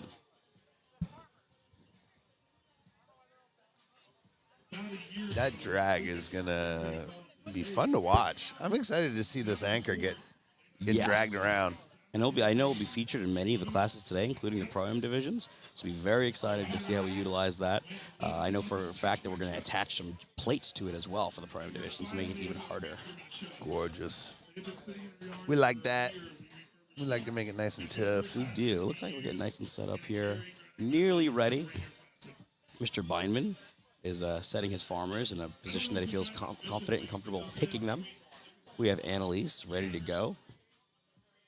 Okay, 380 pounds is each one of those anchors. Anchors roughly 380 pounds. It's actually coming out right now. This is called the Iron Cross. Yeah, I think this Iron Cross is going to be very interesting. I think there's a couple ways to carry it, and I'm curious if anyone decides to just carry it kind of low. Because You you know, can scoop you can. and pick nice and high, but you can also Go also over the top. grab. Yeah. You can also just grab over the top and kind of hike it up and use friction to keep it on your torso. I would say if you're in a position where you have to go over the top, that's usually a sign of fatigue, right? Or maybe just lack of experience with that object. And if you are in that position, I would say start with it then. Get under. You're probably going to be much faster if you scoop under those arms. Most of the time, I would agree, but in a moving event like this, I wouldn't be surprised if we see one or two people utilize You think there's the some over. utility in it? Yeah, utilizing the over effectively. It's surprising what you can see people doing sometimes. Like I've seen, especially in the 105 kilo class, you have a mixture of strength and mobility that you don't get with other classes. True. You can have people moving really in interesting ways. Oh, yeah. For example, James Defenbaugh himself competing at 105 kilo That's the strongest exact man. one I was With thinking the of. sandbag, he went over the top That's and leaned exactly back. what I was thinking, yeah. Brilliant technique. You competed against him that day. Brilliant technique out of James. I took second in that very event to him by less than 1 full second. He's always been known to be quite clever. In it moving was events. a very clever move We on are his part. off. Annalise Coleman in lane number 1 and Mr. Bindman in lane number 2. Open amateur women's, 105 kilo amateur men. Nice. Annalise fighting. Matt fighting to get Bindeman that done finish. with those farmers. Annalise getting the war Annalise face accidentally on. standing on the mats. That's going to cause her some problems. Very she gets nice. Way to finish that up, Annalise. Wow, Bindman with the Zercher from the floor. Goodness gracious. That's with what we that. like. That was. He's got to drop this and just get away. That Don't just- worry about it. Just go. That just shows just how strong his back is. What a beautiful display of power by Bindman. Annalise completing her second object. I'm sure that lower back is fatigued now, but he's getting that Iron Cross in a brilliant Absolutely. fashion. Yeah, he's got to make sure that he stands this upright. Good awareness, very good awareness. Yes. The athletes that, if anyone knocks that over, the time does not stop until that cross is standing upright. Annalise with a heroic finish of that kettlebell. Duck walk, very difficult. Bindman dragging his soul away in lane number 2. Yeah, Matt's And- going to finish this up. He's got to get a little bit further back with the shoulder and head, get a There's little 10 bit better seconds. body angle. 8 seconds remaining for Annalise to get this down. Can Annalise do it? And she does. And it's good. Wow, both athletes finish just in time. Outstanding finish from both Bindman and Annalise Coleman. Really great display of strength and power there. Holy cow. All right, so as our spotters and loaders are going to reset this now, we have Jennifer Whedon coming up from the Open Amateur Women in lane number 1, closest to screen. And in lane number 2, we will have Mr. James Moore in the 105 kilo amateur men. Seems like our athletes have been going back and forth all day today. That's All true. weekend. That's true. James being an athlete that I coach. It's going to be interesting to see which order he decides to go in. Yeah, and this is such a highly variable kind of event. It really matters on the individual. Yeah, and what skill set you might have. Maybe you have a really strong lower back, or maybe you're quad dominant. There are so many different ways to go about this based on your physical attributes. Yeah, and even the same athlete at a different point in their development would probably change the order, because if you have an event, if you have one of these 4 disciplines, we'll say, that is very close to, like, you might make it, you might not, and you want to risk just going for it, you're going to take that one first, Right. so you can finish it and then wrap up the rest. If you can blow through these, you're more concerned with the time and not just Yeah, finishing. I agree. And looking at the body language of the two athletes, it looks like James is going to go for farmers first, and it looks like Weedman's going to go for the sandbag first. Yeah, I would agree with you. Here we go. James on farmers, Weedman on sandbag. Here we go. James marching this down. He needs to keep his upper back tight, and he can finish in one fell swoop, and he does. Way to go, James Moore. And Weedman just behind him with the sandbag finish. James now opting for the most difficult object, in my opinion, the crazy anvil with another searcher attempt. Love it. Love the searchers from the ground. Weedman with a lovely pick on that. Let's see if he can. Fell. A lot of athletes really setting that anvil down with more concern. A lot of grace. Honestly, I would really just I would let that thing go and Yeah. move. Yeah, I like, agree. You gotta move. James now struggling to keep his legs underneath him on that cross. He needs to keep it upright. Will he have the wherewithal? Yep. And he does. Very nice, very nice. Weedman now choosing to go Farmers. Interesting decision at this point. James looks like he's huffing and puffing right now. Can he get that drag in 30 seconds? Oh, James is in a dogfight right now. Yep, he's got to go. He's got to keep moving, keep pumping those feet, keep pumping those feet. Feet forward, He has shoulder and head 15 back. seconds.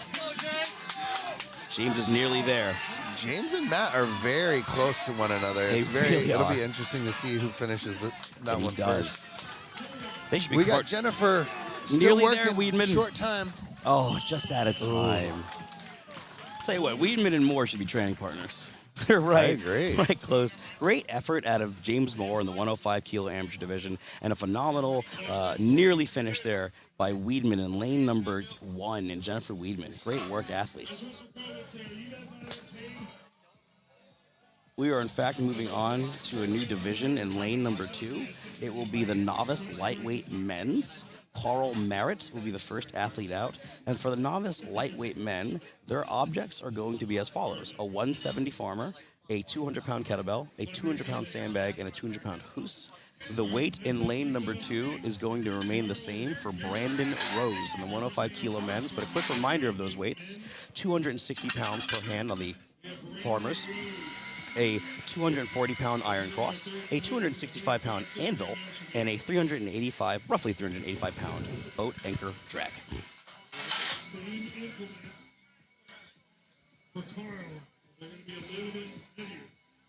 And if you notice, we have our spotters and loaders using a leaf blower to clear the field of debris and dust and all that. Actually keeps the athletes far safer. God forbid they slip while out here running. Gotta love it. It keeps Gotta the love presentation quite nice. Yeah, Oh, a little blasted with I it. love getting dusted in my face. That was very kind of that gentleman. Very good. Better on our face than under their feet, I suppose. It's all good. We're good. It's fine. I don't Okay. mind some scratch corneas. Who Yeah. cares? Who needs Yeah. eyes? Do you need eyes? Not I don't me. need eyes. Oh, this guy. Not with this commentary. Did you get a chance to answer the questions from people earlier? Let's see here. Yeah, I did. I answered most of them. Most of them having to do with stones and things like that at Giants Live. People appreciating the content. Some North America's Strongest Man questions, which means Zach will be doing the commentary at. But we're about to go live here. In lane number 1, again, we have right. Carl Merritt. And in lane number 2, we have Brandon Rose. One athlete choosing to start with farmers and the other choosing to start with a Husafel. Again, lane number 1, we have Carl Merritt and the novice Very lightweight nice. men's. Lane number I 2, like Brandon how Rose. I like how Carl has his. Or sorry, it's not. let me Carl see. in lane 1, yep. Yes, I like how Carl has his arms all chalked up. Yeah, smart He's move. ready to like. Look at this ready approach to by go to Brandon war Rhodes there. on that anvil. Very different approach than the other competitors. Yep. An over-under grip, utilizing the crux of the arm and the overhand. Interesting. And these two athletes moving pretty quickly through here. It's roughly 30 Carl seconds up. remaining. He's got to get his hips under that bag. Got to keep his chest leaning back. You can do it, Carl. Got to fix up that posture a bit. He picked it up long ways too. He did. Great finish by Carl in lane 1. And Brandon Rose trying to get his second to last object finish on that iron cross. Yep, he's really got to. At this point, I would just suggest grabbing over and I agree. and When you're walking that it tired. a little bit. Or even just kettlebell swing the thing. Yeah, no, that's what I mean. Is the just swing between the legs, pop it forward, pop it forward. The rule It is looks like the object time's must up. be advanced distance while being in the air. So you can, in fact, kettlebell swing these things because that is a gray area in the rules. I think it's perfectly fine, but I think it's super well within the rules. But I will say it's much slower. Oh, It is certainly. much slower It must than be just a picking it last up and resort running. thing. It Yeah. must be. And it's going to be more exhausting too. Truth be Oh yeah. told, Oh yeah. you know. Again, we're getting a nice reset here. We are staying in the division so far. In lane number 2, which is furthest from screen, we'll have the 105 kilo men.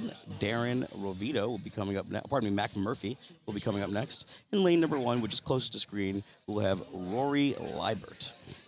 All right, Liebert. Rory and Mac. Again, novice. It's the novice lightweight men's in lane 1. And in lane 2, furthest from screen, it is the 105 kilo amateur event. For those that don't know the difference, the novice class is for those that maybe have never competed before, and the amateur division for those that have had competition experience but are still not in the pro divisions just yet.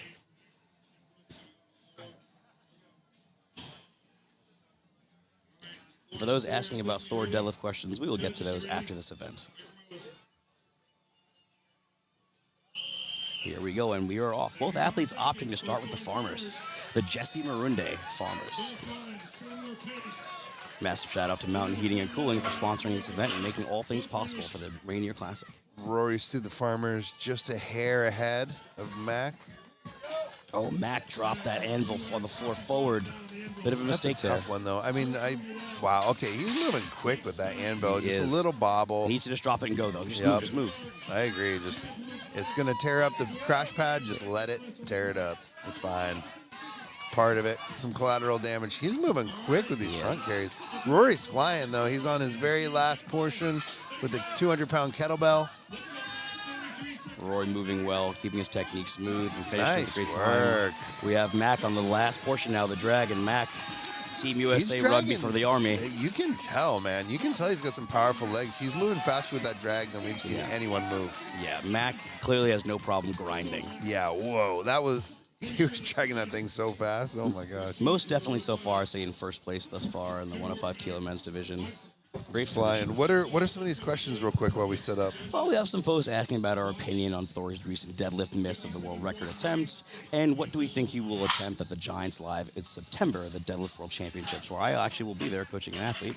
Ultimately, I think Thor has gone for a lot of attempts back to back, and I don't think it behooves anyone when we're talking about 1,100 pounds to be attempting those sort of numbers within 6 weeks of each other, if I'm being honest, at a minimum. But also at the same time, with the enhanced games, for those that are unaware, Thor is only allowed to use certain enhancements that aren't a part of his normal regime. And when you're not doing the recipe, if you will, that you know works, you can't be surprised at results that are not the same. Yeah, different He was input, limited. different output. He was limited on what he could do. For the Giants Live Championships, is it possible he pulls a record being back on his normal regime, I'll say? It's certainly possible. But I think at this point, a third attempt within 4 months, not something that I would participate in personally. Yeah, I think it's very similar. I think I was actually really surprised. I saw the video, and I was very surprised that he wasn't able to finish out that deadlift. But my opinions echo yours. Let's take a look at this heat. Yeah. We have Rothschild in lane number 1, lane number 2, Rovito. Rovito choosing to start with the farmers. Good move. I don't think grip is something that he would classically just say is his best event, but starting and finishing fast was a brilliant move by Darren. We have Rory smoking the farmers in lane number 1. Pardon me, William. Thank you so much for correcting me. No Zach. worries, no William. worries. Darren moving along over in lane number 2 with that anvil, nice and quick. He brought it to his lap, actually. Yeah. Every one of these athletes is being a little gentle with the anvil.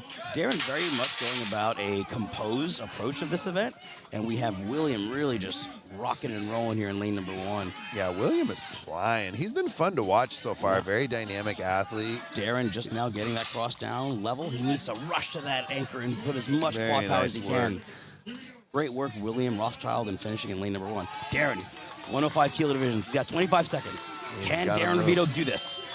He can absolutely finish this up, but he's just got to keep those feet moving. Just got to keep Keep moving, pumping. Darren. Come on, buddy. Come on, Rovito. He's nearly there. And he does it. Very nice. Finishes with about 5 seconds left on the clock. Yeah, to Awesome get job. back to that deadlift question, I completely agree. Not just the nervous system portion. I think a good amount of it is different input, different output. I agree. Some athletes in the sport choose to utilize certain compounds, and if you change that up, if you already know what works for you, some things work for you, some things don't. And he definitely Change knows that what up. works for him. Absolutely. You change that up, or you're not allowed to use some of those things, and it's going to change your performance. Yeah. It's not surprising. It is as simple as different input, different output. Yeah, I would agree with you entirely. And ultimately, it was an economic let's say, incentive for him to try these things in the Oh, yeah. confines within these new For rules. sure. But I think Thor's going to go back to what he knows best and get it done. Yeah. That being said, we will have a novice lightweight man, the last novice lightweight man in lane number 1, and Samuel Beasley. And in lane number 2, we will have Andrew Holland, the second to last athlete in the 105 kilo men's division. This which is sheet is furthest kind of from- tricky. you It's all say? staggered I crazy know. like that. No. I see it. If I you see want to it. mark it up, feel free. You're better at it No, than I am. no, it's all good. All right, we are about ready, folks, in the Lucas Hatton Mystery Event Medley. Again, for those watching, the athletes can go in any order they like with these very difficult and heavy odd objects. All Interesting. right. Holland choosing the Iron Cross first. So we see in lane number 1, athletes getting a little ahead of himself. Yeah. And that's what we were talking about and not standing. Wow, and they're neck and neck now. I know, look at that. Interesting. Wow. Holland going for the anvil. Beasley doing a Nice great job with that Iron searcher from the Cross. ground. That was nice. Most definitely. That go, was how Holland. that needs to be Yes, done, just honestly. Throw it and go. Yes, no, I think Samuel Beasley did an excellent job with that. A lot of the athletes were being very gentle, setting it on the pad and then falling over. He Holland- just tossed it over. I think that's the way to do it. I agree. Holland just dropping the farmers one time during that run. He just now gets it complete. And Beasley smoking that kettlebell, getting the whole thing finished in our novice lightweight men. Beasley Holland might onto the drag. Beasley, even with a fall, might have a time to beat. He might have, yeah. Yeah. He's very fast. Holland now finishing this drag. He's doing a pretty good Just 3 job right seconds there. remaining. And time. Very nice work. Great time out of Holland as well. I would say that's top 3 for him, but we'll find out certainly soon enough. Yeah, next up we're going to have Leif Olsen in lane number 1 and Tanner Jacobson in lane number 2. Leif Olsen will be the first athlete in the novice heavyweight men's, which means we will have some objects changing more than likely. So in the novice heavyweight men's, which is the class which is 105 kilo and over, which is 231 pounds and over, we have 200-pound farmers per hand, 225-pound sandbag, a Hustafel at, I believe, 225 pounds, and an Iron Cross at 190 pounds. For those that want to know the difference between novice and amateur have some experience competing, anywhere from, let's say, 1 to infinite competitions, just not in the pro division yet. And novice is typically for individuals that have done maybe 2 or less shows, or this is the very first time ever competing in something.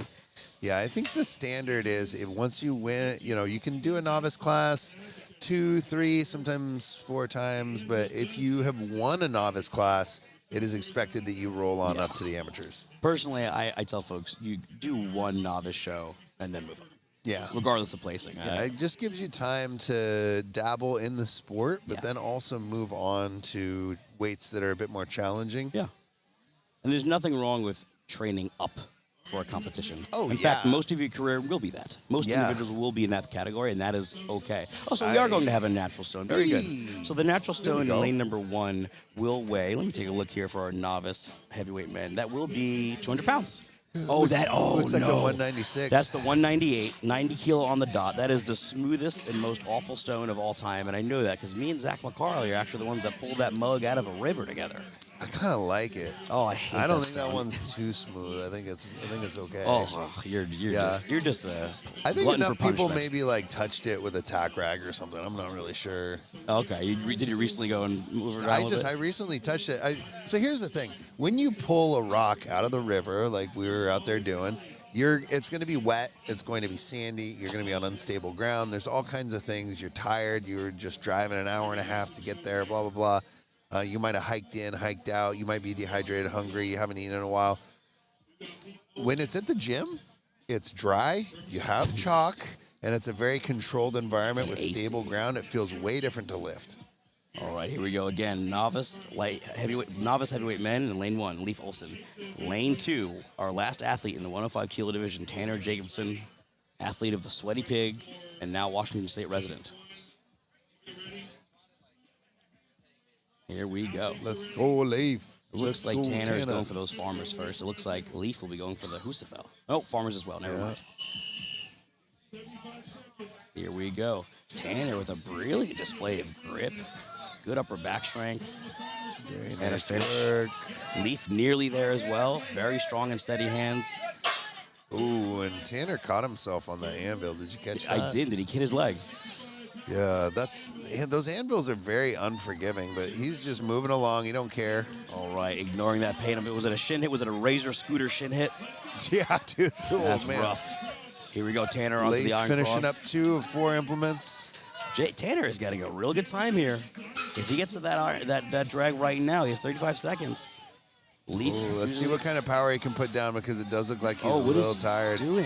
Interesting approach, getting less of the object on the floor with a higher That's pick. a fun way to do it. Interesting approach by Tanner Jacobson. Leaf finishing up his iron cross. Ooh. I like moving events like this where you can actually like change that up a little bit. Yeah. That's fun. That was very This is creative fun. out of Tanner Jacobson. And I would say he was really moving with that thing. And that was, That might be the move. yeah.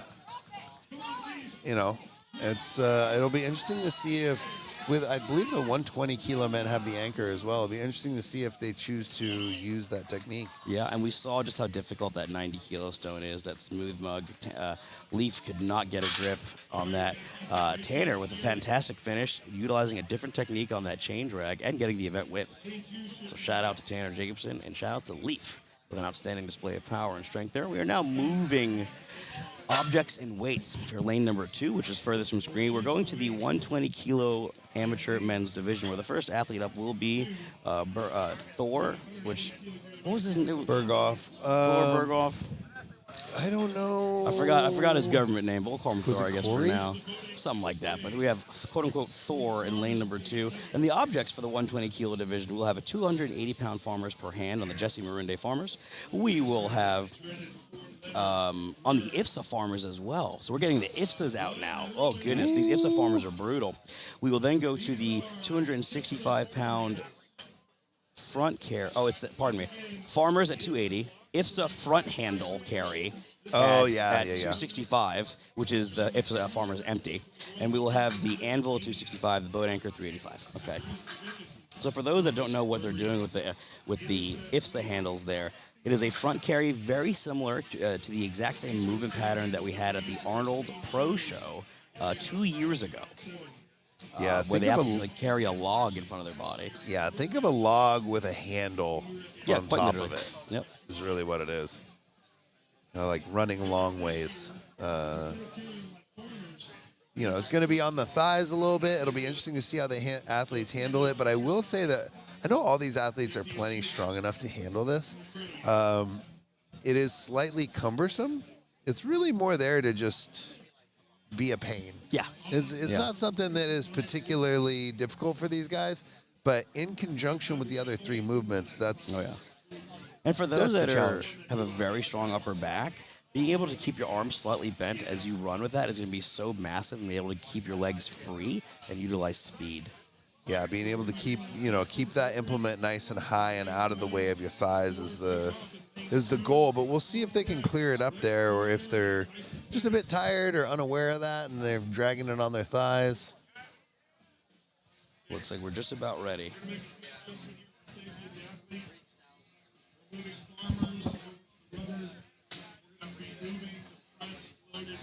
All right, final adjustments here in lane number 2, furthest from screen for our 120 kilo division. We're moving the IFSA handles into a more optimal spot for athletes' safety.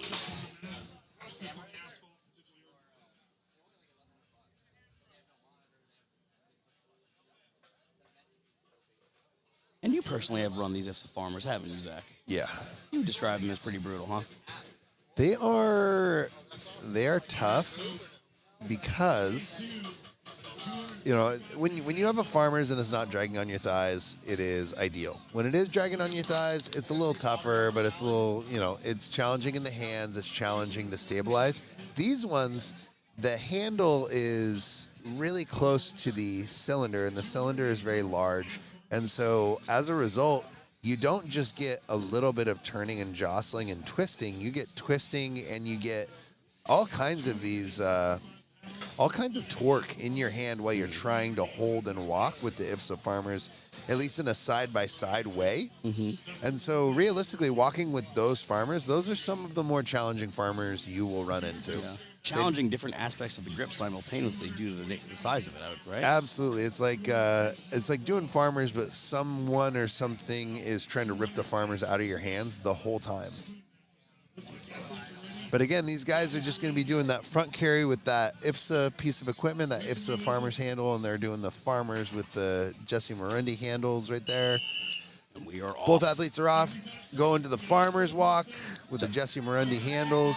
Dustin Bergen in lane number 1, closest to screen. And in lane number 2, Thor Berghoff. Very nice. Both athletes working on these farmers. Berghoff, first one through in lane number 2, moving to the anvil. Interesting approach. Dustin done with the farmers in lane number 1 onto the sandbag. Berghoff successfully getting a nice zercher on that anvil. Heading his way down now. Again, we have novice men in lane number 1 and amateur 120 kilo men in lane number 2. All right, Berghoff, first athlete to attempt the IFSA front carry. I'm interested to see how he goes about this.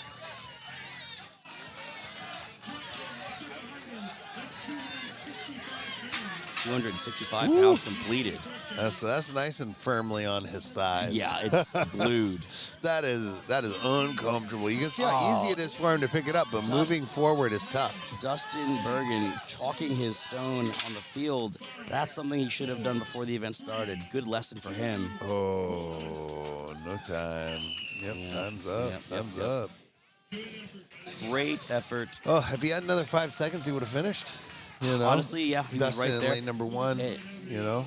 And he did a great job. He's a novice athlete. I'm sure this is one of the first few shows that he's ever competed in. And I hope he goes back and watches this and sees all the wonderful things that he can learn from this experience. Like, be sure to chalk that stone before you get out there, buddy. You don't have to do it during the event. The golden rule of strongman when going through events is ask for forgiveness, not permission. Yep. No, absolutely. Thank you so much to our spotters and loaders from all around the country who flew out here to help out. Looking out into this field right now, I see athletes from, volunteers from Texas. I see volunteers from Idaho, Montana, Utah, Washington State, Oregon, literally folks from all over the western portion of the United States, and some all the way from the East Coast. So a huge shout out and thank you to our spotters and loaders. The show is quite literally not possible without you. Absolutely. And we have two of the spotters and loaders actually out there are 2 of our head sponsors with Mountain Heating and Cooling. That's right. And Slow Mo Knife Co. That's right. Thank you so much to Jake Higgins of Mountain Heating and Cooling for being a phenomenal sponsor of this competition, and our boy Slow Mo for providing knives that are ornate and bespoke in creation for the podium athletes of this competition. We need to get like a close-up shot of those. I don't know if Braden is listening at all, but Braden has done commercials for them, but I got one right here. ooh, This is a Slow Mo Knife Co. knife right here, brother. Look at that bad boy. RP11 branded. there you go. Check out this beautiful Slow Mo Knife Co. And why don't you Nice and show sharp the folks too. the camera There we real quick, go. Zach. Yeah, no, that's good. That's good. We Yeah. like that. Zach, why don't you show the folks on the camera? I don't know if they got the camera do. on us They right do. now. Don't show that side. Show the RP11 side. It's cooler. Show them both. Hey, It's you got the cooler. Slow Mo Knife Co. brand Yeah, on no one there, cares boy. about that. No, I'm just joking. Yeah, this is what he cares about. This is what he Yeah, wants. I'm okay. selfish. Jeez, you know this. But no, it's beautiful, That's ornate. nice. Our boy Slow-Mo making outstanding knives and cases for them. Thank you so much. Yeah, no, that's a gorgeous knife. I like Isn't that. it? He did a great job. That's And he wonderful. hand makes every single one. He busts his butt doing these. Yeah. Okay, so it looks like we have a bit of a misload on the IFSA front carry, which, you know, That's nice and fun. it's nice and fun. because everybody gets to do it now. Yeah, now everyone's going to have to do it, and it wasn't by much, so it's okay. They'll be all right. And at the end of the Yeah. day, it's a 120 kilo class. Be strong. Here we go. Is In lane it- number 1, pardon me, sir. Was it a 40-pound misload or 50 or something like that? Couldn't- 60? It wasn't much based on what our volunteers said. Okay. Hopefully not that much. But in lane number 1, we will have, in our novice heavyweight men, we have Rex DeJoyner. And in lane number 2, we should have Tyson Bennett in the 120 Nice. kilo Tyson class. already threw the farmers onto the anvil. Rex done with the farmers, walking on back to the sandbag. Looks like he's taking marching a very us down. measured approach. Yeah, maybe he knows he only has a certain amount of energy, so he's going to get as many as he can. However, if I was the gentleman in the 120 kilo division, I would be starting with the IFSA front carry, personally.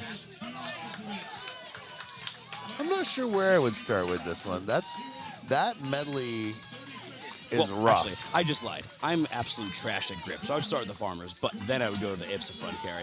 You know, even I would probably even start with the farmers still. yeah, you know, yeah. and then I wouldn't finish, but I'd start with them. I wouldn't finish with the. I would finish with the drag. I think. Rex finishing that front carry. He's got that stone left. He's gonna taking some time. I'm not sure he's gonna have time left. You know. When And walk good for back, him getting that pick. Yeah, but Good he for him. finished 3. Finished He did. 3 great. Both athletes finished 3. That was pretty solid. And big shout out to our friend here, Brian Gaines from Oregon, who also brought up a number of pieces of equipment for this competition. Face Gains, Face Gains, right, on Instagram. I believe so. A and strongman promoter down in Oregon, a collector of unique training equipment, and overall cool guy. yeah, coaches a couple of athletes. Casey Croy That's being right. one of That's them, the right. current leader in the women's pro heavyweight. Yes, sir. We're now just resetting the field. Again, for those watching, in lane number 1, we will have Chandler Ray in the novice heavyweight men's, and that's closest to screen. And the weights for that class will be 200-pound farmers, 225 sandbag, 200-pound natural stone, and 190 cross. And in lane number 2, we will have, we will have Ryan Nutter in the 120-kilo men's division, and the weights for that class will be 280 pounds per hand farmer, the IFSA front carry at probably 285 based on the slight misload, and then we will have an anvil at 265 and a boat anchor drag at roughly 385 pounds. Would you like this closer so actually you can see it? Okay. Right here's. Or the weights, rather. Oh, it's okay. Yeah. No, you're nailing it. It's all good. Yeah, Chandler Ray lining up on lane number 1. Lane number 2 looking like Ray Nutter. Athletes ready. Judges ready. Wait for my whistle. All right, here we go, and we are off. Chandler choosing to go with the stone first. Interesting move. Everyone so far in that class that has failed this object, so maybe he wants to start there and be the first to finish. Good job, Chandler. In lane number 2, we have a fantastic farmer run there out of Mr. Nutter. Going to the anvil next, Chandler with a fantastic grip, running down these farmer handles. Chandler through 2 of the 4.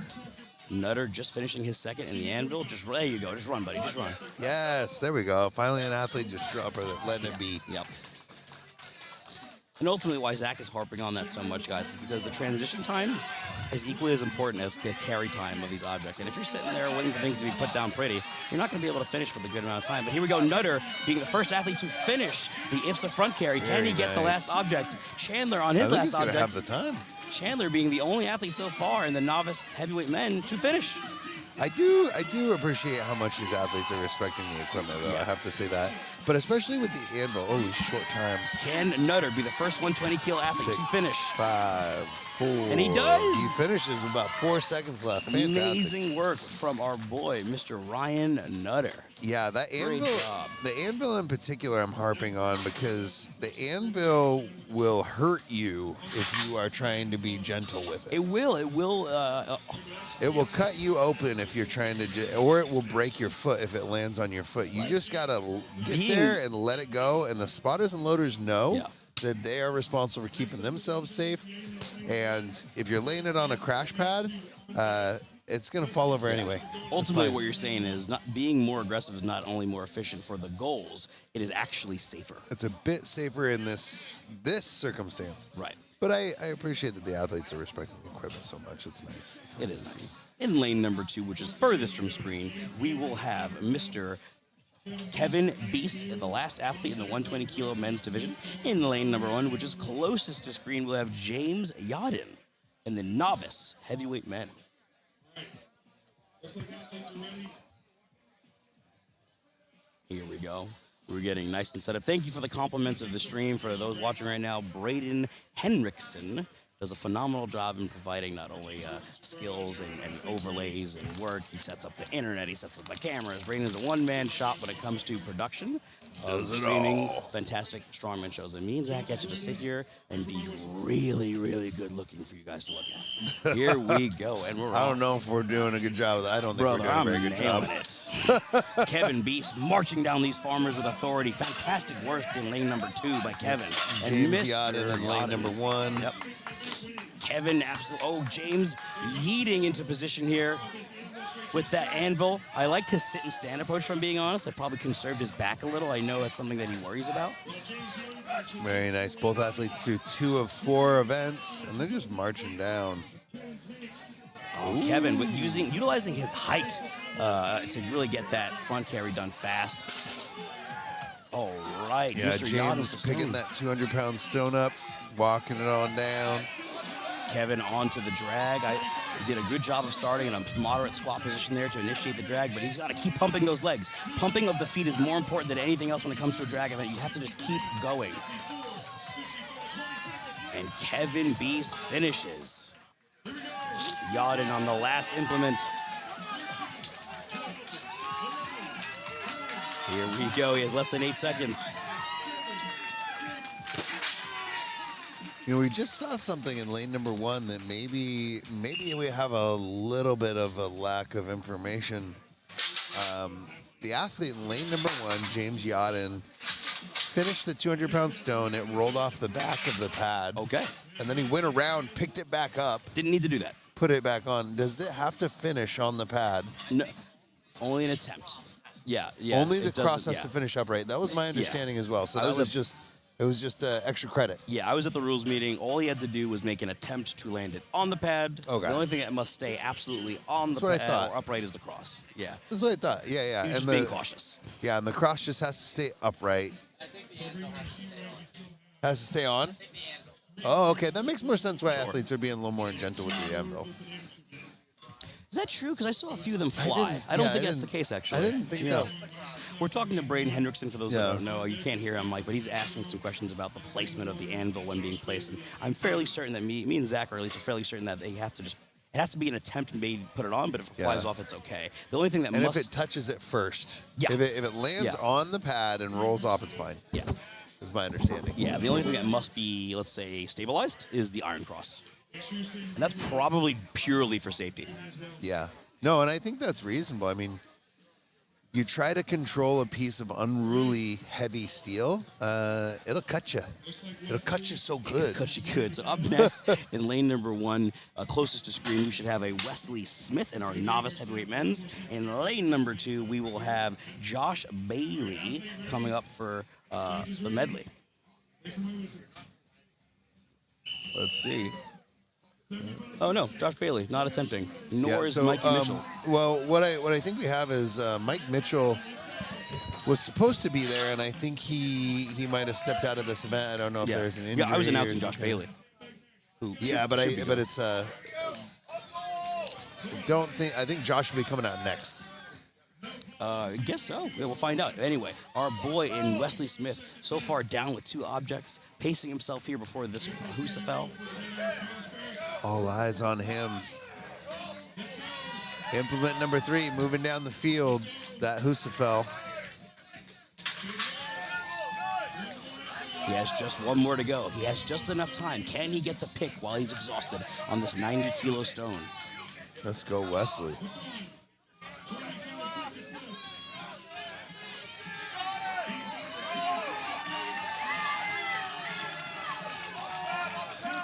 He is carrying that really high. Just kind of landed on there. Good work, Wesley.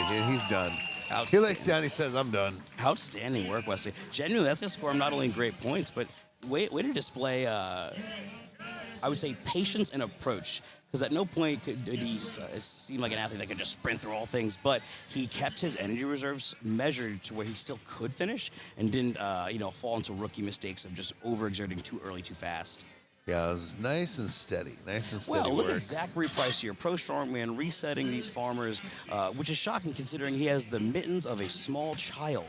So I'm really impressed that he was able to bring those farmers down and back. Way to go, Zach Price. Good job. I was buddy. going to say, he's looking fit. He's lost a considerable amount of weight. He's getting healthy right now as he's recovering from an ACL surgery. Yeah, he looks fit, looks strong. He's taking looks, his health seriously. Super looks proud happy. of Zach. Yeah. He looks, it's pretty hard to be happy when you're super, when you're proper open. But that being said, in lane number 2, we are watching Mr. Josh Bailey come up next now in lane number 2 with his objects and weights being in the open amateur division. Yeah, Nicholas Nacion in lane number 1. Yep. So the objects for Josh Bailey in lane number 2 will be farmers at 300 pounds per hand using Jesse Marinde farmers, the IFSA front carry at roughly 285 pounds, a 265-pound anvil, and a 260-pound iron cross. That's going to be brutal. It looks like Mr. Bailey's going to aim for those farmers first at 300 pounds. And again, 300 pounds is not the heaviest weight, but it is when you're on those Marinde farmers. Ooh, so Look at the Nicholas technique on going this for the stone. sandbag first. Nacion with a beautiful pick and lap. I got to say, Nacion, you are no novice, brother. We got to get you in an open division and or weight class show soon because you are very talented. Josh Bailey, very successful with his farmers. He's now moving on to the anvil. Great pick and run by Josh Bailey. Yeah, Nicholas is moving through this. Nacion opting to get the 90-kilo rock next. He accidentally just bumped his forearm into that iron cross during that pick. Gosh, I know that hurt. Josh Bailey going for the iron cross next, and Nacion on his last object. You saw that hyping himself up mid-run? Yep. Little leg slap. Gotta love it. Josh Bailey. He's going to the iron cross next. Yep. It's proving to be difficult for him, but he has some time. He can do this. Nacion's done. Nacion is Josh Bailey waddling down with that iron cross. He could do this. He just needs to commit to the bit. Yeah, his back is collapsed. His hips are too far back. This might be a moment where going double over, like you mentioned, just leaning back and waddling might be the move. Yeah, you got to just get some distance. Get a little more distance each attempt. His hips are hanging. Yep, and his legs are probably burning. He's got to get it through. Stand it up. Don't let it fall. Don't let it fall. Wow, Nice. you're right. He did walk right away from it. That could have fallen, but way to go, Josh Bailey, Ooh. in getting 3 of 4 objects. Right at the buzzer. Wow. So he'll be credited with a time for 3 of 4. Yes. That's fantastic. That's awesome. Next up in lane number 1, we're gonna have Steven Schneider. In lane number 2, we're gonna have Phil Kobiski. Yes. And don't worry, for those in the stream watching right now, if you're asking any sort of questions, me and Zach will touch base on those as soon as this event is done before we sign out for the event change. We should have Steven Schneider in lane number, 1, closest to screen, novice heavyweight men's, and Phil Kobeski in lane 2 in our open amateur men's. Both classes being open, one being novice, one being open amateur. I'm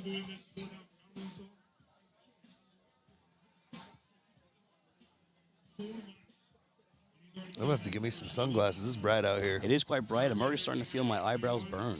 It's fun. I will have retina damage, and that's okay. Thank you so much for all those that are coming out and watching and supporting this competition today. We actually have a fairly decent crowd. Yeah. Pure spectators. This is really nice to see. Oh, absolutely. All right, and we are off. We have Steven Schneider in lane number 1 and Mr. Kobeski in lane number 2. Kobeski starting with the anvil. Schneider starting with the farmers. Both athletes moving real freaking fast. Schneider sprinting on the sprints in between. Kobeski, a bit more of a measured approach. That may pay dividends for him. Schneider moving to the stone next. Kobeski opting to move some farmers right now. Slightly slower in approach, but his hands look strong. Can he finish in time to move on? Schneider. Ooh, Phil had a little drop right there with the farmers. He's going to finish that up. Yeah, Schneider going on to his 3rd implement of 4. And he's done with that sandbag. Last implement he's going for is that Husafel. He needs to just grab it and go. I know he's feeling that fatigue, but he can do this. And Kobeski out. Phil is flying with that. Sprinting those IFSA handles. Fantastic. Schneider complete.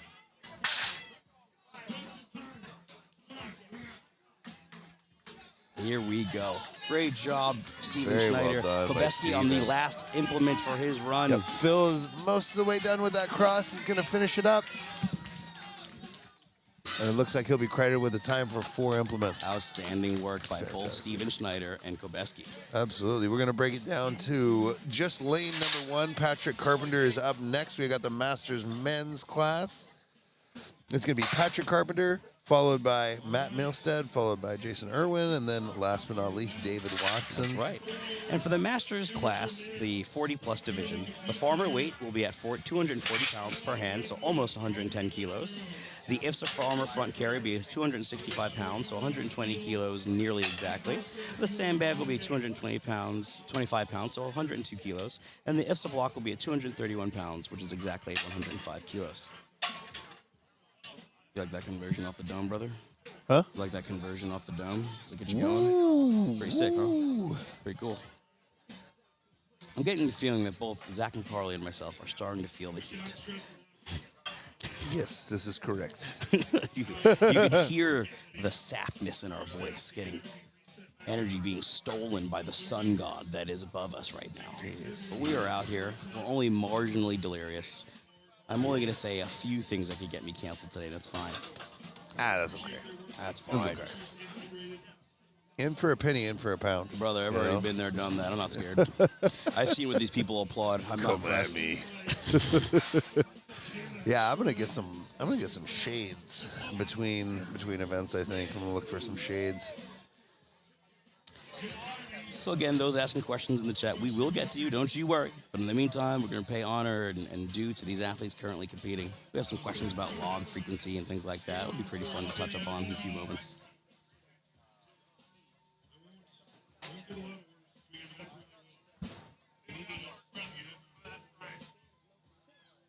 Okay, we are nearly set up for our Masters division. Everything will be put into lane 1, which is obviously in this case closest to the screen, for our Masters 40 men in the Day 2 Amateur Rainier Competition. All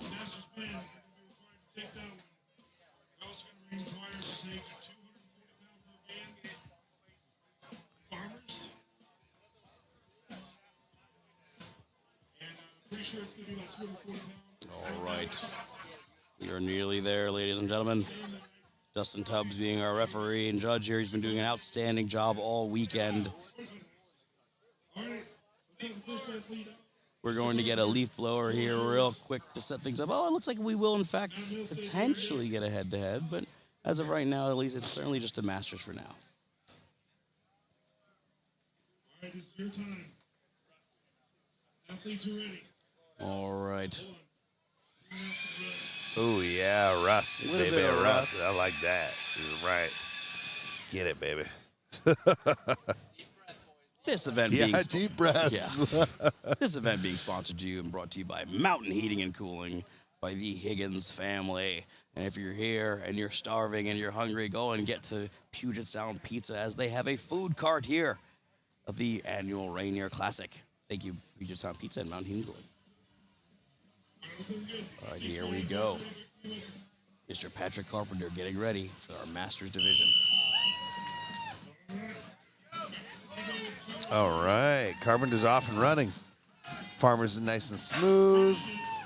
Looks like he's eyeballing the IFSA. I like that move. It's Yep. awkward, it's heavy. Oh, Yeah, it's hitting it really well. Keep those.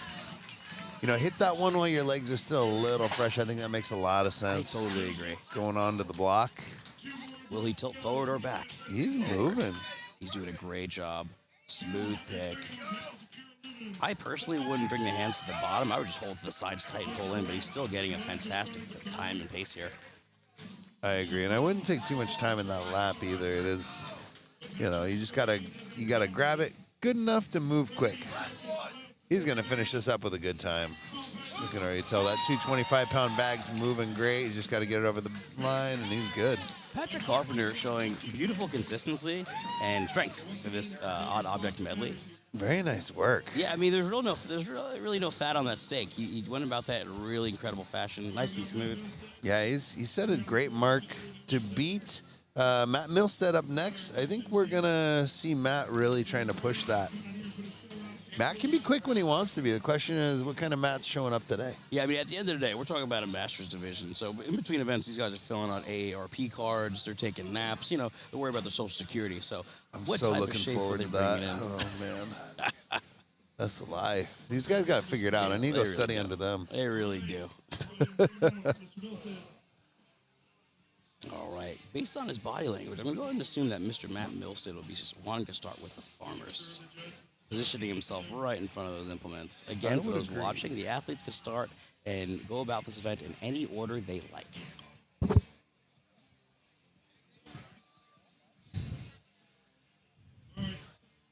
I do slowly feel my soul exiting through my forehead as I'm being burned right now, but we're here, and we're having a good time.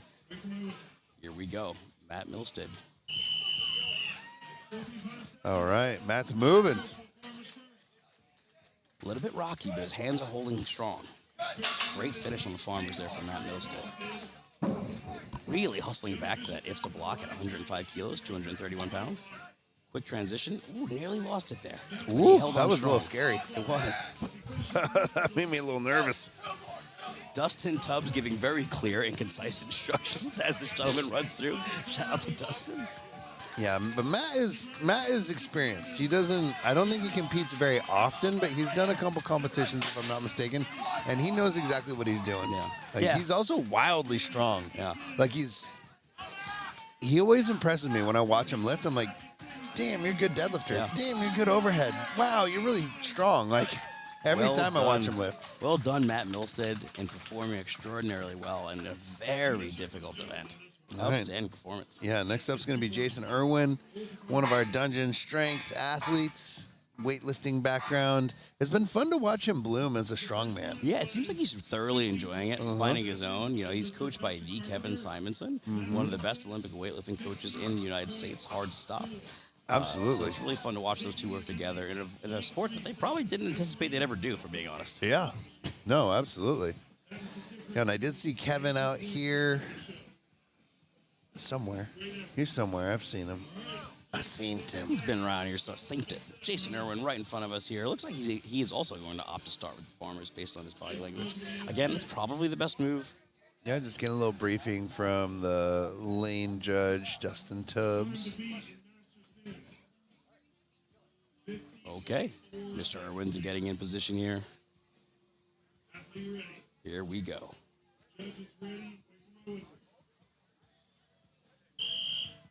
And we are off. All right, let's go, Jason. Farmers first. Beautiful finish there.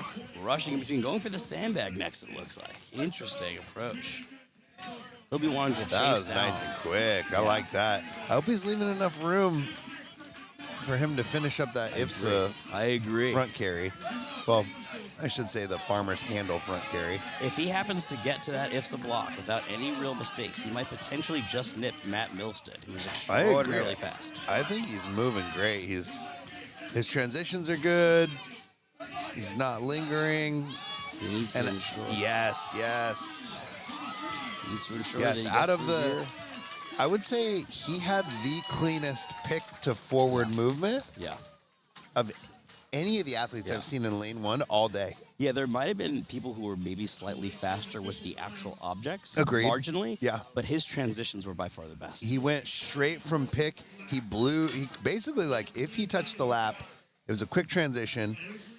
With the sandbag, I think he picked it up and then he re-gripped one hand and quickly, immediately started moving forward. With the block, he did exactly as you mentioned earlier, which I really, really like. He just picked it straight up off the ground, pulled it to his chest, and said, I just got to get this over there. I don't got to carry it high. Exactly. You know? So that was quick. That was efficient. That was gorgeous. And that's what we like to see. We like it. Up and next, and our final athlete for the Masters division here will be David Watson. So far, leading the show, Mr. Watson doing a great job. Let's see what he can do in this mystery event medley.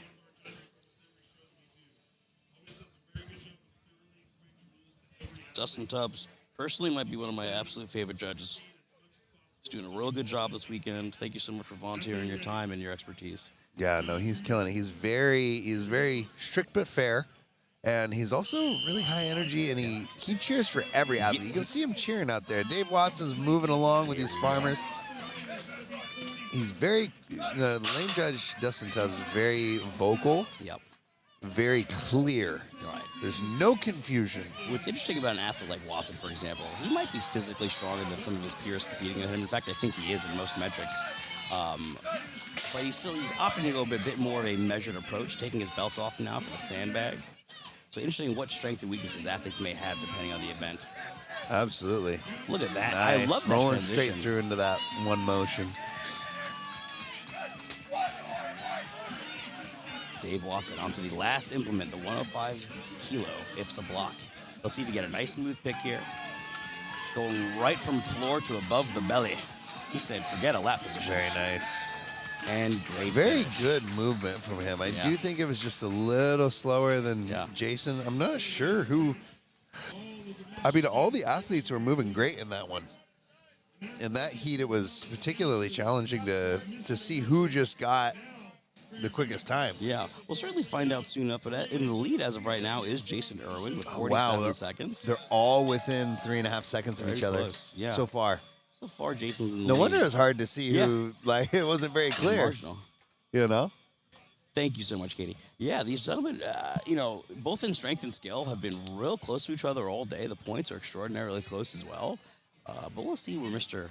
Watson ends up going out. We're talking about Watson here for a moment and the scores get put in. Because as of right now, we're going to set up the field for our adaptive divisions to participate in their medley. Again, for those that don't know. So look at David Watson in 53 seconds, interestingly enough, getting last in that event, which now boosts Matt Milstead into first place. Pardon me, no. That's incorrect. No, David Watson, even though he did get last in that event, still is in the lead as of now. Actually, no. These points are incorrect. We're going to get the points correct in 3 moments here. The scoring is not right just yet, but it will be in a few moments. That being said, we have. Yeah, I just got adjusted right there. Okay, very good. So Watson's still holding on to the lead, but just barely. Irwin in second. But right now we have Damon Rusher in our adaptive class coming out for his mystery event medley. For those that don't know, the Rainier Classic and Dungeon Strength as a whole is a major supporter of the Special Olympics, and these athletes participate in strongman, powerlifting, and other various Special Olympic sports. Shout out to Damon out here charging down with that keg. Yeah, Damon's moving along. Damon, without exaggeration, and I'm not being hyperbolic at all, Damon quite literally might have the strongest lats I've ever seen on a human being, as he's the only person I've ever seen do the full cable stack on the seated row machine at our gym, which happens to be ridiculously heavy, heavier than what Lucas Hatton himself could do. I'm not joking. Damon might have the strongest back I've ever seen. Wow. Yeah, she goes to show you just how hard these Special Olympic athletes work at Dungeon Strength, and here now participating at the Rainier Classic. Let's see Damon. Nice grip power here, grabbing these farmer handles quite easily.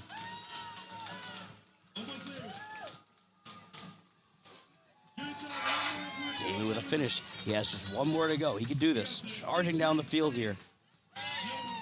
For those wondering, every class so far has 75 seconds to complete this 4 implement medley. Finishing off with a frame. Great Very work. nice work from Damon right there. Yes, the hand clasp cheer. That is my favorite. It's like honestly iconic. Like it's iconic for him. It's iconic. You know, It's also like just so genuine. thing. Like he just clasps his hands over the head. And I love that it's like this. It's underneath. Hands do this. Yeah. And it's very genuine. I love it. Damon is ever the showman.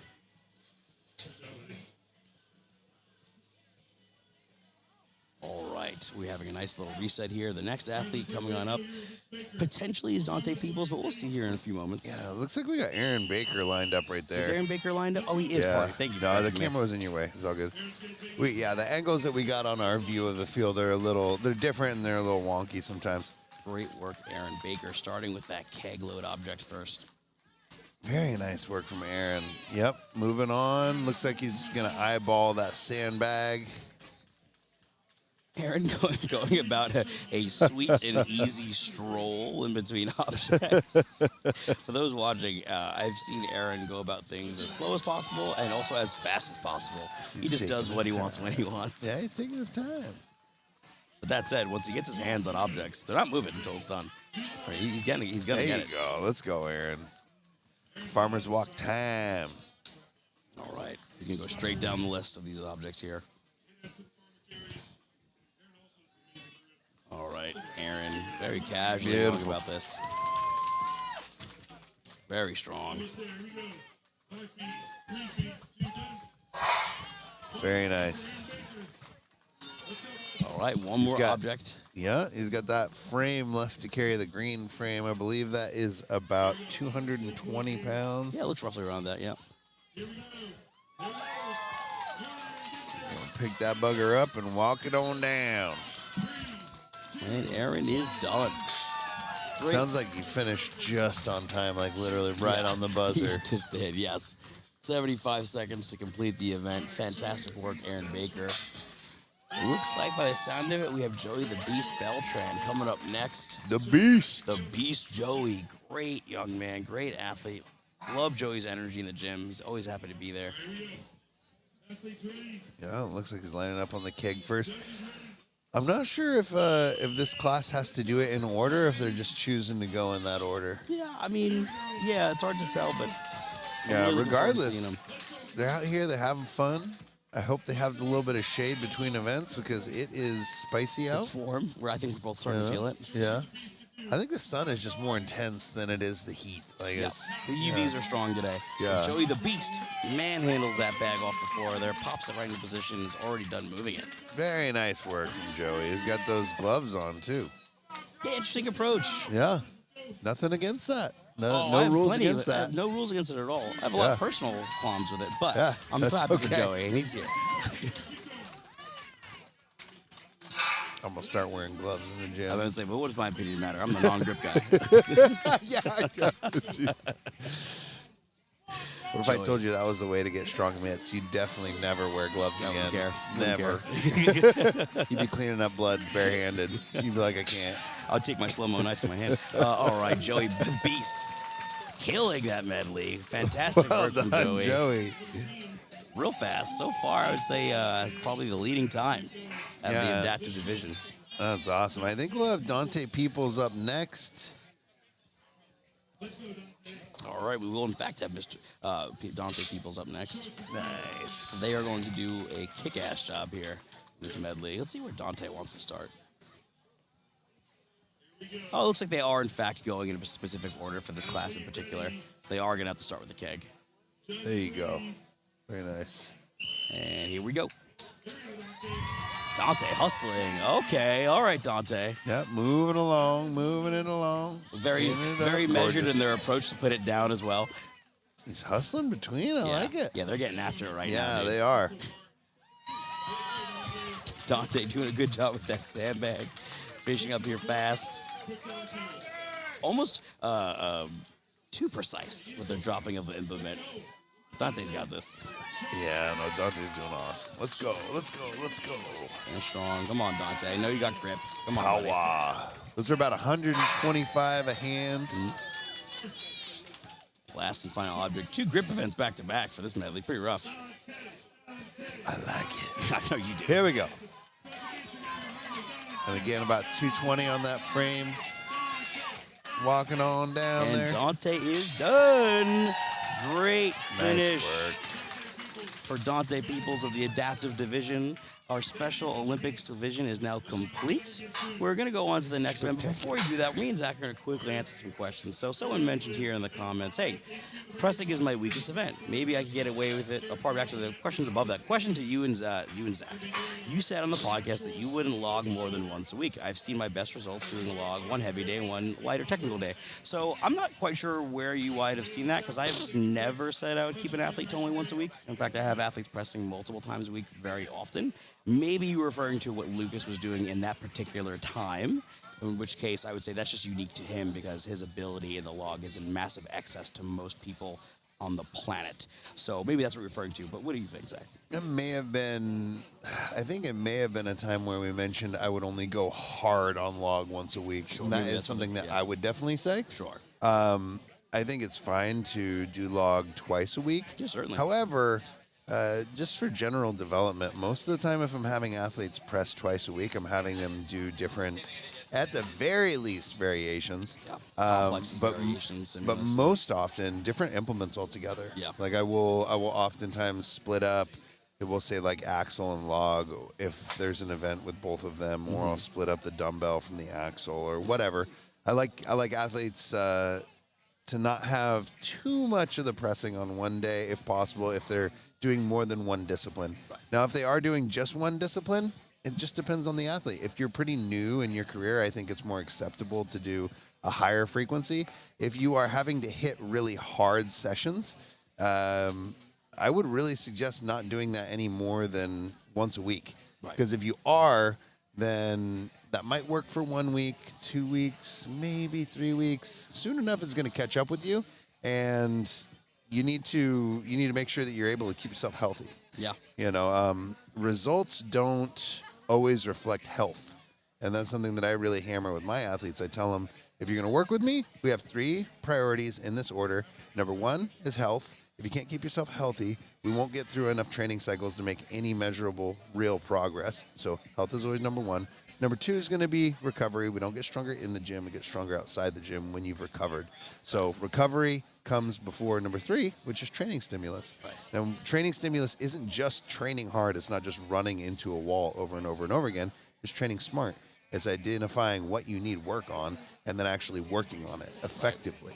So the overall theme being sustainability. Yeah, from top absolutely, to bottom. Really absolutely. get it at. And yeah, and again, some athletes can use log twice a week, but I would be very surprised to see an even moderately seasoned athlete hitting log heavy twice a week. Now, a technical session versus like harder session. Yeah. That's fine. That's different. Yeah. Or variations. Yeah, high frequency can be okay. Again, back to the main point of what Zach's bringing up, so long as sustainability is kept in mind. And even then, you're going to want to swap out the stimulus because there is a point of diminishing returns with the same stimuli over and over. That's the only question really we got here. Thank you so much, guys, for participating in the stream, all 129 of you. We'll see you guys again in roughly 5 to 10 minutes for the next event, which in fact is going to be the last event of the day for the amateur class, which is Stone to Shoulder, Trump Stone to Shoulder. Yeah, leave some questions in the comments. We'll answer them when we get back. And I think that'll be it for us right now. Yeah, right? that's it. See you guys in a bit.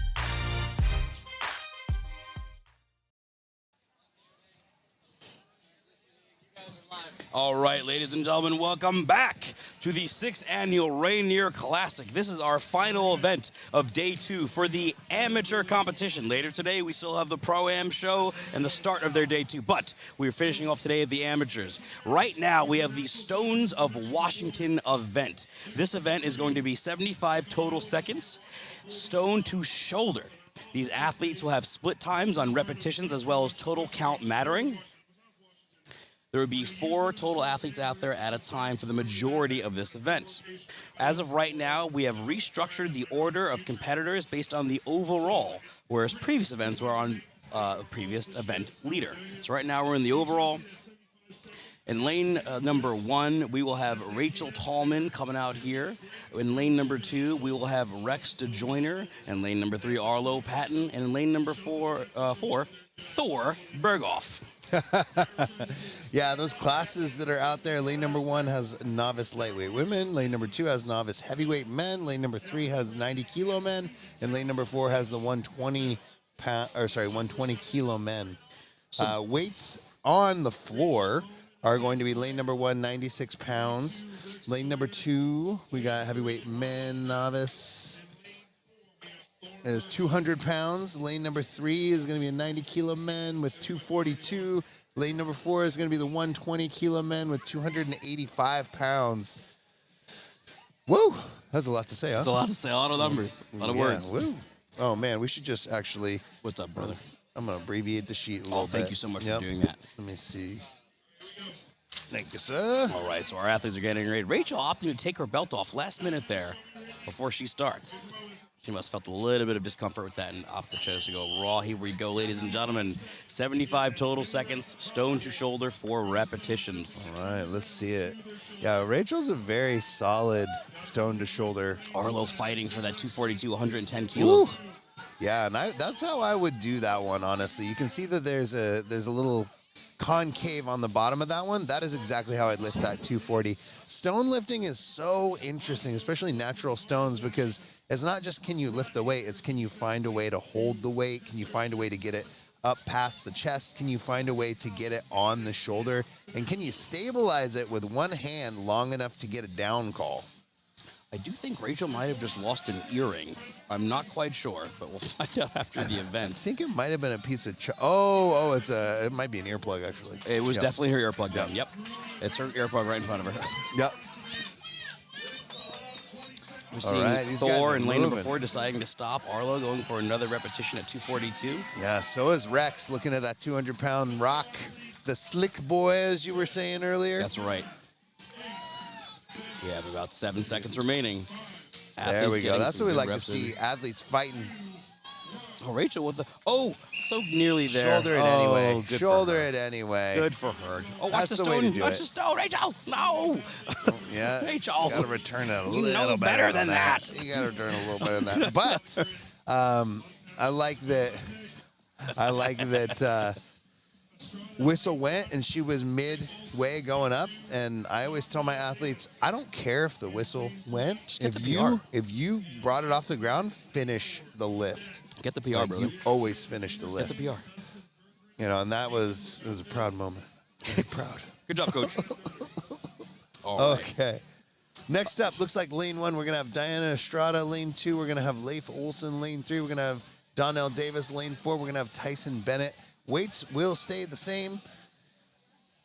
I'm going to get Massive shout out to Mountain Heating and Cooling for being one of the sponsors of this event in particular, and Cerber Strength for giving us all the crash pads in the world to make sure everyone is safe.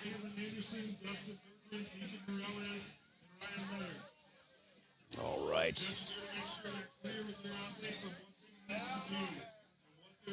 Here we go. So for those that are watching and want to know the standard of a good rep, these athletes must be standing upright. They must have one hand off of the stone, only one hand remaining in contact with the stone.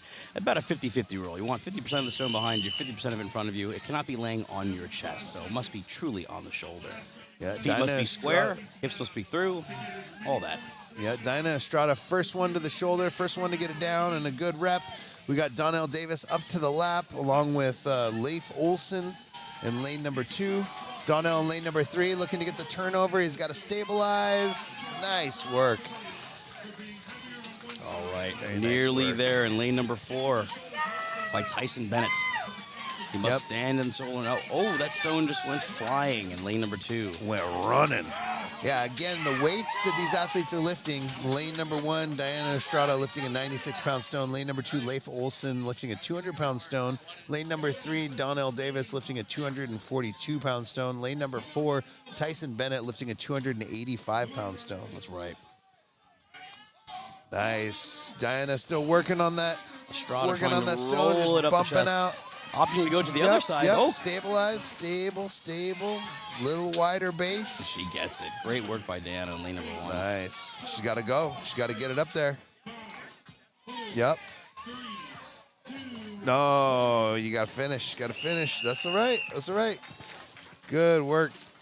Good work overall by these athletes. So for those watching at home, the athletes in the amateur competition are permitted to wear grip shirts. The athletes in the Pro-Am competition are not, due to the fact that the qualifying shows that the Pro-Am athletes are trying to go to also do not allow grip shirts, besides PSL, which does. However, amateurs can use grip shirts due to Strongman Corporation rules. Caitlin Anderson in lane 1. Dustin Berger in lane 2. All right. So coming up next in this next heat, we should have Caitlin Anderson, the first athlete in the women's 64 kilo division. We will also have Dustin Bergman in lane number 2. We will have Deacon Morales in lane number 3. In the 9 kilo men, and we will have Ryan Nutter in lane number 4. 130 pounds, 200 pounds, 242 pounds, 285 pounds, respectively, per lane. That lane order is from rightmost of screen to leftmost of screen. On the wide angle, that is, specifically. And novice heavyweight men. Can he make up some points here? I do absolutely love the pants that Caitlin Anderson is wearing right now. They look like you're a pipe fitter shorts. Like she just got off her union gig, paid her dues, and came quick down to the competition to get some reps in. Looks like she had some old Carhartts and just decided to cut them off. Yeah, she's not quite sure if she's applying for a union job or going skateboarding later. But Caitlin Anderson rocking the Carhartts. Once again, some of these athletes is their first show, so We have Dustin Bergen getting ready for his 200-pound stone. Mr. Morales at 110 kilo. That's a heavy stone. 242 pounds. And Mr. Nutter at 285 pounds in lane number 4. Here we go. First athlete to lap, Caitlin Anderson. Bergen doing a great job of getting in a good position. Nutter nearly there. Nutter standing tall. He now must transition and push over to shoulder. Caitlin Anderson nearly getting her first rep. And the first athlete to get a repetition is Caitlin Anderson in lane number 1. Work. Nutter is nearly there. He's fighting for his life. And Morales gets a repetition in lane number 3. There we go. Phenomenal work out of lanes 1 and 3. Lanes 2 and 4. Figuring out the stone, reading the stone, taking the Ryan time. taking a little dance break. I like that. Ryan Nutter just looked at the stone, gave a little shuffle. Morales with rep number 2. What a dog. Kate That's Anderson fantastic. displaying what it means to have an extremely mobile T-spine. She's extending. She's leaning back. Can she push up her body? Can she keep that work going? Roll the stone, Caitlin. You could do this for the pride of Utah. And she drops it, but good job, buddy. Either way, good attempt. Well done. Deacon good for 3 to shoulder. Holy cow. That must be a PR for Deacon. That was a huge PR. Great work, all athletes in this third heat here, pardon me. Yeah. I could go on and on. I'm trying to give equal attention, but No, forget that. Deacon, he Deacon came back from the dead, literally. We're super proud of him for doing that. I mean, like, he's overcome so much, and it wasn't too long ago that we were looking at like, we hope we can get a 220 to shoulder, and that was a 242, and he hit it for 3. Like, that's incredible. Like, Absolutely that's crazy. outstanding. And right before he went out there, I was chatting with him a little bit. He said, I should clean off this chalk and this and that. And I was like, yeah, I think I would like wipe it off and like a little alcohol and get some fresh stuff on. And then he's like, you know what? I'm just going to go out there and I'm going to bang. Love it. Like I don't need to do that. I'm going to go out there and bang, and then I'm going to have some Modelo's. I love it. I was like, yeah, hell yeah. Coming up next, we have Zoe Rafter in lane number 1. And sorry to interrupt you, buddy. No. In lane number 2, we Perfect. have Chandler Ray. In lane number 3, Travis Erickson. And lane number 4, Kevin Beast, last athlete in the 120 kilo division. Very nice. And Travis taking an approach that we have not seen with that 242 yet. But very effective, nonetheless. I do like that way of picking up stones and shouldering when they're we'll say like a skipping shape. Kevin getting a little lightheaded here. Yep. He's okay. Taking a little breather. That is not abnormal. There's a lot of pressure on the Travis good for torso and the 2. chest when this happens, so it can create Yep. a lightheaded feeling. Yeah, he's taking a breath. For a second, I thought he was saying he's done, but he ain't done, and I love it. I love it too. Zoe onto her 3rd repetition at least, from what I could tell. Beautiful display. Awesome work from Zoe. Zoe's been putting in work all weekend. Look at the squat position that Whooping. Travis is in. Goodness gracious, Travis. Ooh, Travis got to stabilize. He's got to stabilize. Oh, he's Ugh. holding it like a bazooka, like the Sand People in Star Wars. Yeah, I really actually like the position he was doing that Yeah, in. He just same. actually blew through position was the issue on that one. Yeah, It I was agree. so powerful out of the lap. It actually, the inertia kind of messed him up a little bit. Yeah. But he got credited with several lifts. I didn't count exactly how many. Look at Zoe here, fighting for that Zoe, last go, rep in Zoe, time. go, Zoe. Oh, just barely missing yeah. it. And that is some strict judging Yep. from But lane fair. number 1. It was fair. With Dustin Tubbs She didn't right get there. it. But I completely agree. She had her second hand. She had 2 hands on the stone at the time the whistle went. If she would have been able to bring it off for a moment right before that whistle went, I think she would have been credited with a repetition. But So too. 2 hands on the stone does not demonstrate shouldering control. All right, here we go. In lane number 1, we will have Jennifer Martinez at 130 pounds. We will have James Yadin at 200 pounds. We will have Connor Kankelborg at 242 pounds. And potentially, we have Josh Bailey here at 300 pounds. Yeah, and these are the stones of Washington. They are the stones are gathered from different places. I'm not sure we can say right now, but there Not will be a yet. place and a time for that later. There'll be a video detailing a bunch of knuckleheads going out into the woods and taking rocks Yeah. and returning them. Yes, the stones will be returned. Here we go. All right. So we did have a little bit of a weight change right now.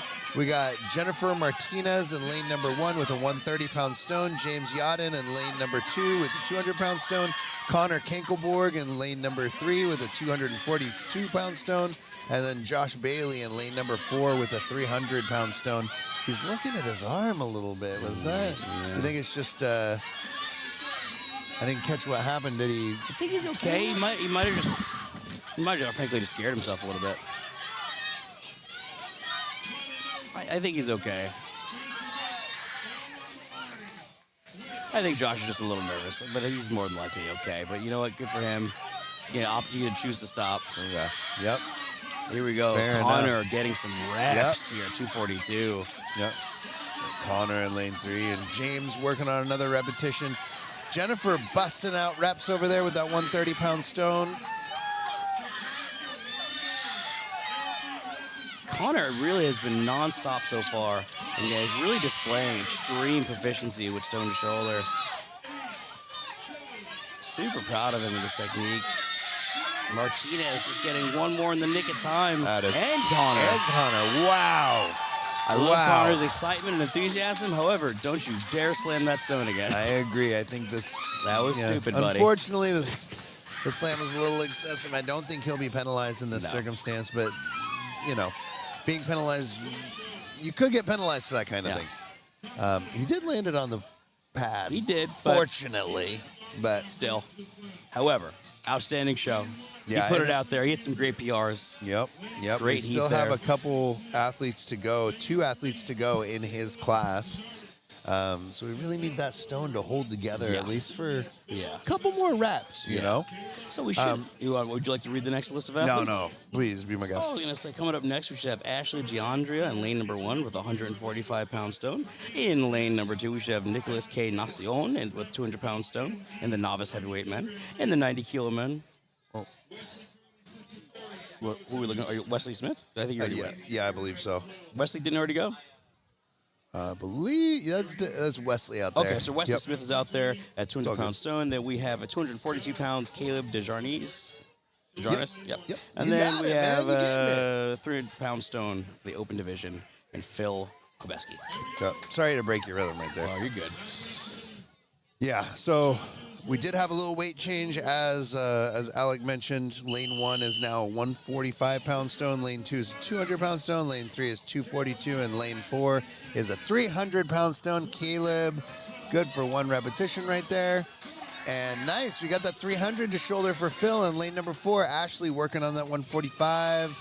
She's not quite. There we go. Excellent discipline. Great work from Excellent Ashley. discipline Well right there. practiced. Yeah, Wesley working on that 200-pound stone. It's giving him a little bit of grief, but that's okay. Kobeski has already won his division in the stone to shoulder event, and that he's already gotten 1 rep. Hey, it's the last event. Send it. That's what I think.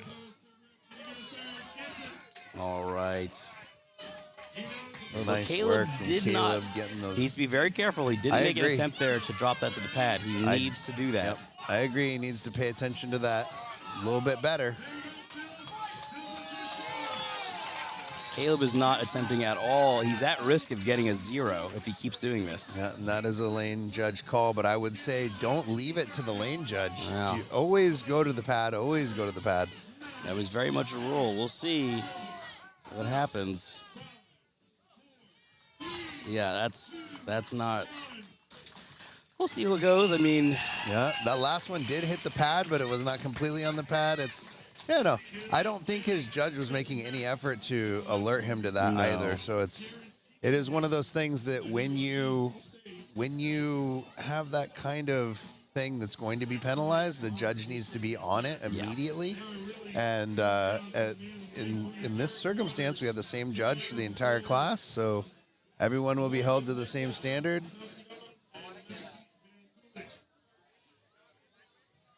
all right. And coming I up- do think Caleb put up a number to beat on He that did. one. I He think most he got, definitely was it did. 4 or 5? right around that, probably Yeah. 5. And I think those two athletes are. I think Caleb and Derek Waters are tied coming into this event, Yeah, if we'll I'm not see. mistaken, or the points are very close. So they weren't tied. They're sitting in. Okay, Derek Waters is in first. Okay, so Derek has a little bit of a healthy lead. He's 2.5 points ahead, and Connor and Caleb were tied. So it does look like Yeah, it does look like Connor those- more than likely takes second. But coming up next, we will have Maggie Van Gulik in lane number 1. In lane number 2, we have Steven Schneider. In lane number 3, we have Derek Waters. depends on the reps. We haven't had any reps reported yet. I'm fairly certain Connor won the event. How many reps did he get? I didn't even see how many. Stop. He just didn't stop. He just kept going? Yeah. Oh, wow, okay. Here we go. Well, let's see how Derek goes. Yep, Derek. Oh, man, Nicholas over in lane number 2. I got a chance to chat with him, and he is, number 1, a nice guy, as most of the athletes out here are. Nice guys and gals out here competing. But number 2,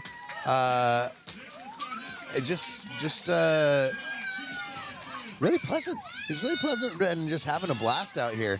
Yeah. He's having a good time. He's also performing Derek's quite busting some repetitions out in lane number 3. Maggie's working on that 145-pound stone.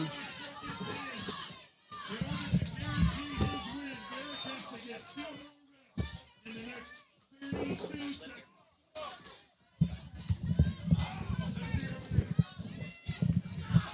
All right, here we go. Maggie going for another repetition Nice here. work from Nicholas, just keeping it moving. Derek working on getting that rep, getting the stone up to the shoulder. Oh, he's got to fight it a little bit. Got to stabilize. Very nice work. You got to go up, and Derek says that's enough with about And 10 Derek seconds did enough left. to win the show, so good for him. Yeah. Great work. No, fantastic work. I think that is enough as well. Nicholas did awesome. I think he also, we will see him atop the podium for his division as well. He really whooped some butt. Oh, wait, actually, sorry. No, he's in the same division as Steven Schneider.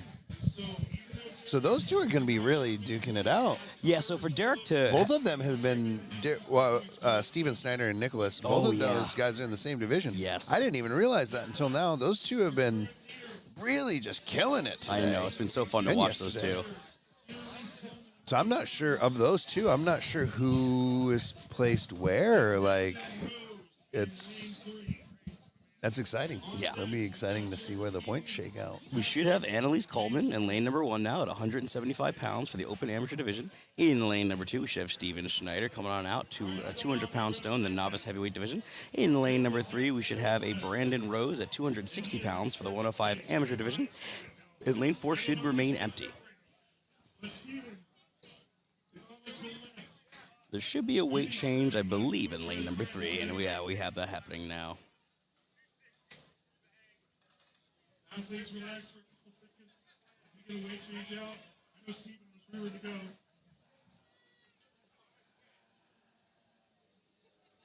Nice. Yeah, we have a little bit of weight change. Lane number 1, we're going to have Annalise Coleman working on a 175-pound stone. Lane number 2, we're going to have Steven Snyder with a 200-pound stone. Lane number 3, we're going to have Brandon Rose with a 260-pound stone. And lane number 4 is going to be empty. Okay, here we go.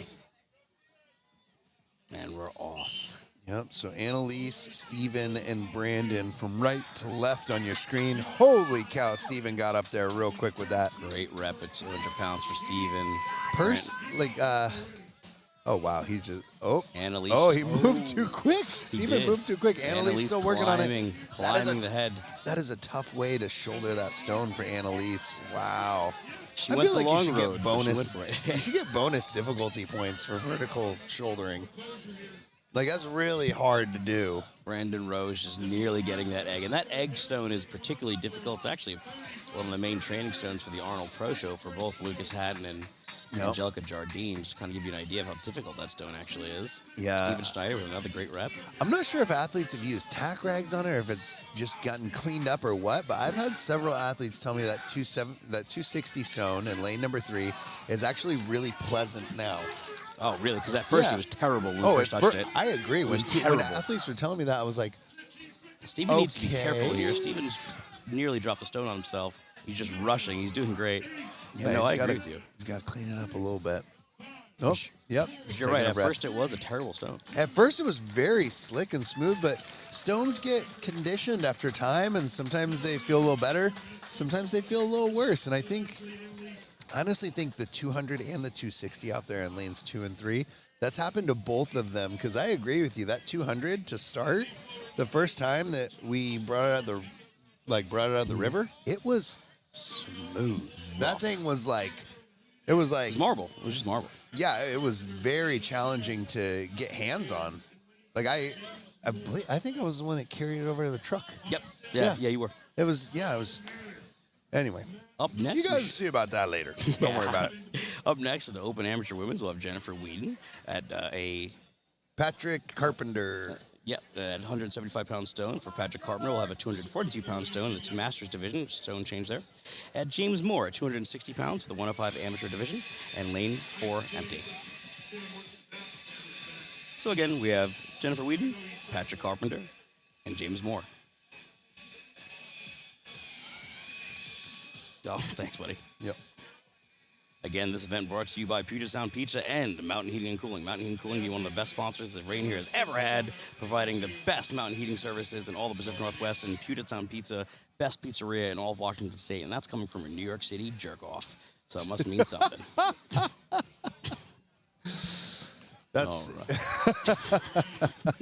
Means something. All right, we're nearly ready, ladies and That's gentlemen. fine to say in New York. You get a pass. All right, awesome. I'm looking forward to seeing James Moore right here in lane number 3. Really, it's That's my boy. It's my young man. Yeah. Come on, James. He's a real sweetheart. I got to chat with him as he moved to the Seattle area recently. James, outstanding first rep there. Mr. Carpenter with a stellar rep at 242. Whedon working hard as well. Super proud of James there. If he gets this double here, that would be a PR at this stone for James. He's almost there. He's almost there. He's just got to be steady. Using just his gotta be chin steady. as an anchoring point. Great job, James. You know, that's one of the things is that's one of the things that I like to tell athletes is when you shoulder a stone or a sandbag, sometimes you do have to use your head or your face as a place to rest the Use rock. your skull as an anchor. It has to be. It ain't gonna you go know? anywhere. Yeah, you got nothing else to put. Here we go, James. Going for a third. This would be colossal for him. Can he bear down on this weight? Can he maintain position and push it over the shoulder? Just Jennifer a little Wheaton too tired. taking a break right here, thinking about that 175 stone. If she wants to give it another go, she's saying no. Good job, James Moore, and getting a good double out there and a PR. Yeah, Fantastic work. Patrick Carpenter in lane 2 putting in some work. Jennifer Wheaton did an awesome job as well. Oh, yeah. Next up, we're going to have Carl Merritt in lane 1. Lane 2 is going to be Matt Milstead. Lane 3 is going to be Matthew Bendeman. Weights in the lanes. We actually don't have a weight listed for lane 1, but lane 2 is going to be 242. Lane 3 is going to be 260. And we're going to see if they keep that 175 stone out there. It looks like they are. Yeah, it seems like the 175 is in fact staying for the novice lightweight men. Yeah. I wasn't sure if it was going to be the 175 or the 200, but it I does think look they like should the actually have 175. had a 200 personally, but I think that'd be fine. I think it'd That'd be fine. You're Come fine. on. You're grown Come on. man. Come on. Builds character. Yeah. Oh, we have a comment here in the chat. New York pizza is mid. You know what's really unfortunate, man? The fact that all of us do not have the same capacity for thinking and logic. And one day, you might also join us in the upper echelon of world thoughts. But in the meantime, buddy, it's okay. You keep thinking that. I have to say the best pizza that I've ever had was from a Fultano's in Astoria, Oregon, and the top 3. I'll get into that in a minute. Here we go. First rep done. You got me on pizza. I know. We'll get okay, into here we that go. in a minute. Matt, good for 1 rep. He gets that official down. Oh, he's nearly there with that down got- command. Then he gets it. Oh, we got 2 Matts in this heat. Sorry. 2. Matt Milstead. I'm not sure if he got that repetition, but I know Matt He did. Bendeman got the rep. Okay, good. Lane number 1 really needs to make an attempt to drop to that pad there. And Yep. Carl Merritt. Our Carl's boy working on Matthew it. Bideman doing a great job. He's gotten at least 1 successful rep. Ooh, yeah. So Carl Merritt, he did a great job getting it back to the mat, but the mat is starting to slip away from him a little bit. Mr. Milstead fighting up his torso right now for what I believe is his 2nd repetition. And it looks good. Awesome work from Matt Milstead. It looks and like he's Matt strong Bendeman. for maybe 1 or 2 more.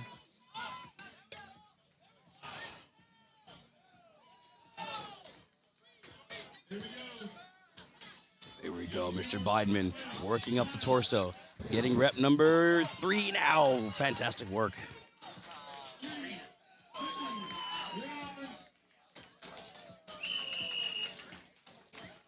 Okay, quickly. Top 3 pizzas I've ever had. Okay. Okay. Fultano's Okay. over in Astoria, Oregon, Okay. or Cannon Beach, Oregon does a really good job as well. They're like a small chain over there.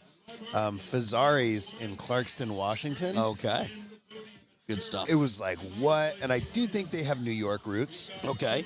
And then also over in Newark, New Jersey. Newark. I had some of the best pizza of my life. It was just a margarita pizza. Good stuff. But I have to say I haven't gotten to poke around New York very much. So if there are suggestions, I got send plenty them for my you. way. I got plenty yeah, for you, buddy. I have like 300 food places saved in my phone. I'm serious. My I believe map, it. my map looks crazy. I believe it. You are a very thorough man when it comes to tracking data. like But up to next, we eat. should have Mr.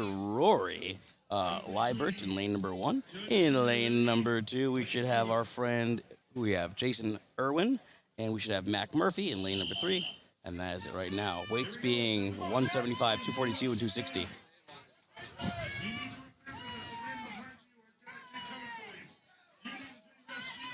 Okay. All 3 gentlemen getting a successful first rep. nice. like Ooh, Rory's got to settle it down. Does. Settle it down, brother. All right, Max putting in some work. Irwin was a Jason, very powerful display nice of and hip power steady. there. Good job. Mac Murphy getting a very good 2nd rep. Rory in lane number 1 nearly putting it behind him. Yeah, he's really loading it back there. It's really popping it to the back of his shoulder. All athletes at this point are on their third or more rep. This is so far our best heat of the stone to shoulder. They have roughly 18 seconds remaining. Rory pushing for another one here. He has 12 seconds remaining. Mac needs this additional rep here to break a tie. Can he do it? He has 7 seconds. Mac needs this in lane 3. He needs to be patient.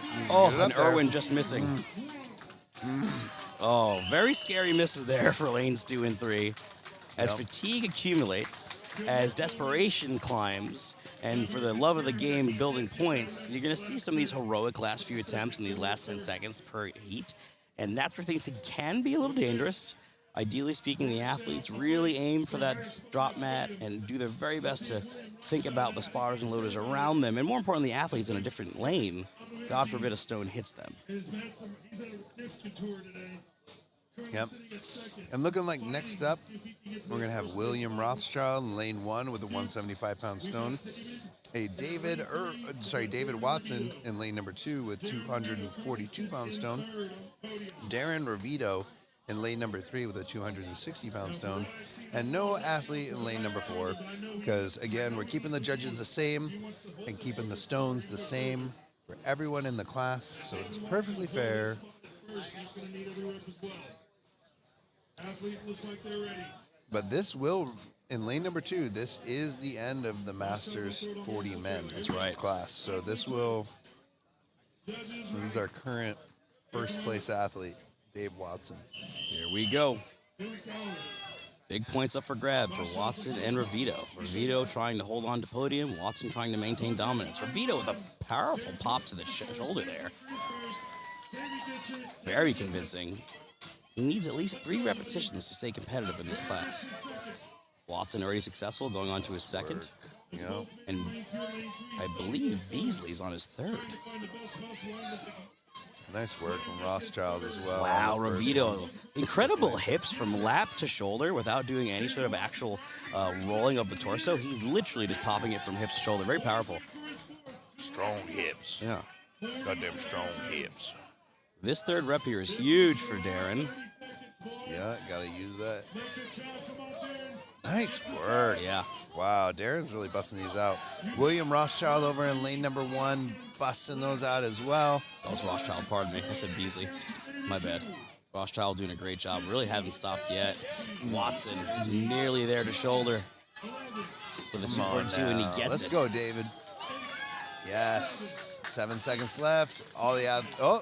Williams getting one more in lane number 1. He is. Stabilize. Nope, not quite there. He had excellent awareness around the time, Mm-hmm. and he brought his hand off and really tried to just muscle hold it in position so he could get the down call. That was awesome. Yeah, it was really cool to see. I do believe Darren might have put himself in the lead in this event in particular, at least, with stone to shoulder in the 105 class. Nice We'll have those work. points and whatnot later, but based on just my quick observations, I think that's where we're at. That's spectacular. Next up, we're going to have Samuel Beasley in lane number 1 with a 175-pound stone. Lane number 2 will be empty. Lane number 3 will be Andrew Holland with a 260-pound stone. And lane number 4 will be empty. That's right. And this will be the end of the novice lightweight men in lane number 1. So this is our last lightweight novice man over in lane number 1 coming up. And our second to last 105 athlete in lane number 3. All right. So I believe Darren, right now it's Darren, Andrew, and Tanner are all kind of battling for the podium. There's a bit of separation between the 3 of them, but they are putting in some work. Oh, nice work, yeah. All right, Mr. Holland getting ready. He needs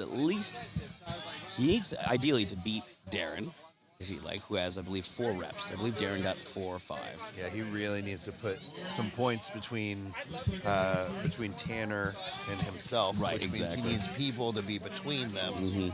So he really needs to get one better than Darren and needs Tanner to get a couple less than Darren. Because, yeah, it does look like, what's the point spread? Is it 2 points? That's right. There's a 2-point spread on him, so. Here we go. Yeah, he's really. Oh, we got the training partners again. Sam We Beasley do. over in lane 1 and Andrew Holland in lane 3. It's in the bandanas. It's in the bandanas. Dude, I love it. And The hair, the bandanas, the strong backs. Yeah, you can clearly see both of these gentlemen well coached, very similar positions, very similar goals, good pacing. Andrew's between the two doing of them. really good. He's just nice and steady. Both Putting in of them, some yeah. work. Yeah, both. I should say both athletes. I just really got my eyes on Andrew right here with that 265 or that 260-pound stone. Samuel's busting these 175 reps out. Just Yeah. flying. He's killing this right now. I very much look forward to watching Samuel compete in the open amateur divisions. He will be there before too long. You know. After this weekend, he's winning the show right now. Yeah. Oh yeah. Well, it looks like it might just about be locked up for him. No more novice. No for more you, novice. my man. Now, this repetition, so I do believe Holland did exactly what he needed to do to ideally create separation. Ooh, Great that's work. a toughie. That's a toughie. Yeah. I would say watching Holland, he did have his arms, at least in my opinion, far too bent on the initial pick of that stone in particular. However, every other portion of his technical approach was fantastic. Yeah, no, he was moving really well. I think he just kind of lost his rhythm along the way, lost a little bit of power, and we'll see how it comes out. You know, we got one more athlete in lane number 3, Tanner Jacobson. This is the last athlete of the amateur division and the last athlete of our morning session. That's right. In which we will go on a break after this, I believe, and then we'll do awards later.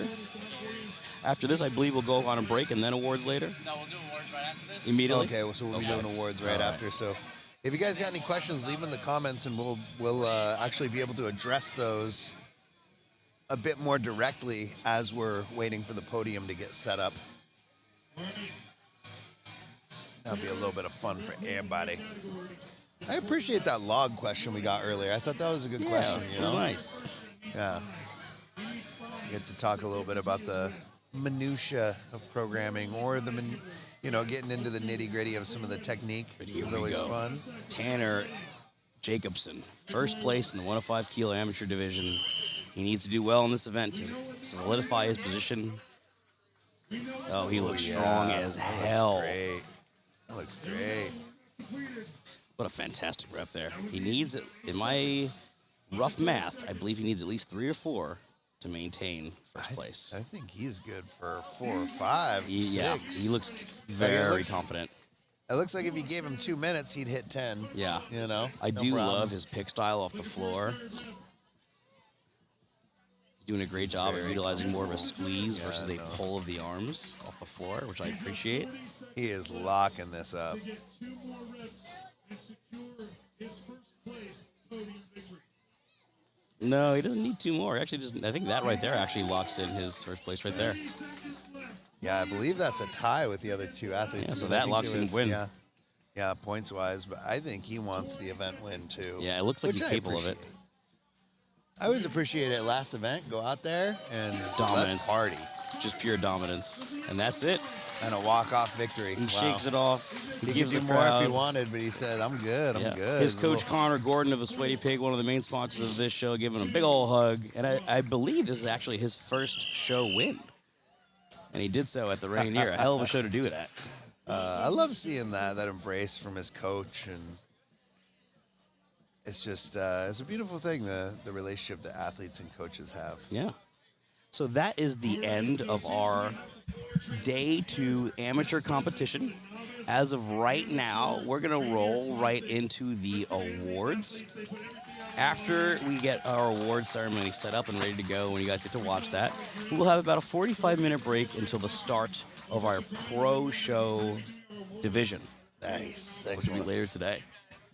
Because we can't tape on a mic to Ryan's mic and have commentating just as the announcers. Yeah, let's do that. You want a break? I Sure, we let can do Ryan that. just do the for the stream. Great. All right. So okay, we're gonna chit Did we chat have here. questions, though? Do we have questions? Feel free to pop in some questions quickly, guys, because we're gonna chit chat here for about 2 more minutes, and then you're gonna get to watch the awards ceremony where our MC Ryan will be doing the talking. We did have late to the show. Any standout performances? Yeah, anything stand up for you, Zach? It's the Rainier, dude. The whole Why do damn you- thing? Is that the answer? Yeah, but luckily for you, the whole thing's archived, so you can go back and watch it. That's right. Feel free to hit that rewind button and No, watch the show. I think that is a fair question. Quickly. I'm most proud of it. One man and one woman. Yeah, I'm most proud of Annalise. You know, we've watched Annalise since she was quite literally a child step into the gym. I think she was 15 when we first met her, or 16, and now she's 21 or 2, getting married. She's a firewoman, and here she is displaying years of consistent training with her coach Saul Peterson, and doing a great job in the women's open amateur division. I'm super proud of her and the work she's put in. So that's my pick for the women's show. For the men's amateur show, I'm most proud. It's a bit of a cop out because we just watched him, but Tanner, Tanner is an athlete that I've got to watch develop the last 2 years under Connor's tutelage and being a grandchild of RP11, and I'm super proud of him for winning the show. But hold on now, we have one more division. How could we possibly forget that the adaptive division is doing sandbag to shoulder right now, and the first athlete out will in fact be, Damon Rusher. Let's get to our boy Good Damon. catch. You totally caught that on event 2, and I totally missed it. Our sheet doesn't reflect this, It is so all it's good. Here we are. Yeah, well done. There we go. Here's another sandbag to shoulder. Oh, someone did just remind us we never told them what animals we'll fight. We'll do that after the break, guys. We'll tell you the animals we would fight. We're just gonna keep stringing it along. We'll tell you later. We'll tell you later. Yeah, I don't want to talk about it. Damon working on this sandbag. 10 seconds left, Dan. Let's see if we can get 2 more. Come on now. Damon really showing consistency here and skill associated with this event. And he's going to hold it for the crowd with 3 seconds left. Nice work, Damon. Give us the very well patented done. cheer. Give it. Do it. Do it. I think he might be tired. Do it. He did so good. All right, good for him.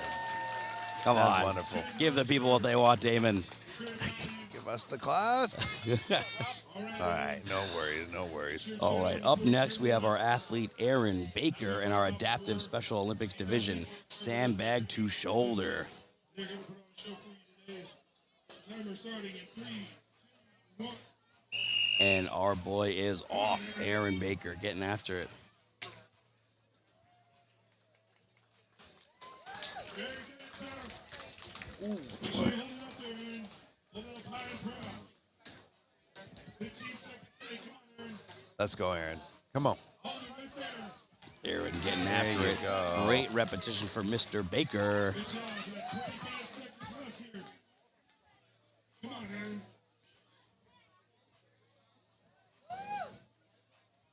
Aaron getting his third rep. Awesome work. 20 seconds. Can we get 2 more, Aaron? Can we get 2 more? Got a little bit more time. 15 seconds left. 15 seconds about. Nearly there. Yes. One more. Great work, Could he Aaron. do one more? The real question is, does he All want right. to? Because we know he can. He's Oh, strong. yeah. No, he's absolutely got that. Looks like a 100-pound sandbag out there. That's If I'm right. not mistaken. Oh, I love that roll up the chest. Yeah, great that's technique by great. Aaron. Fantastic work from Aaron. Solid. And a little bit of balance. This man, I like Put that. in some great putting on a show for the Awesome crowd. work, Aaron. Aaron Baker with Dungeon Beast. Well done, sir. All right, now the People's.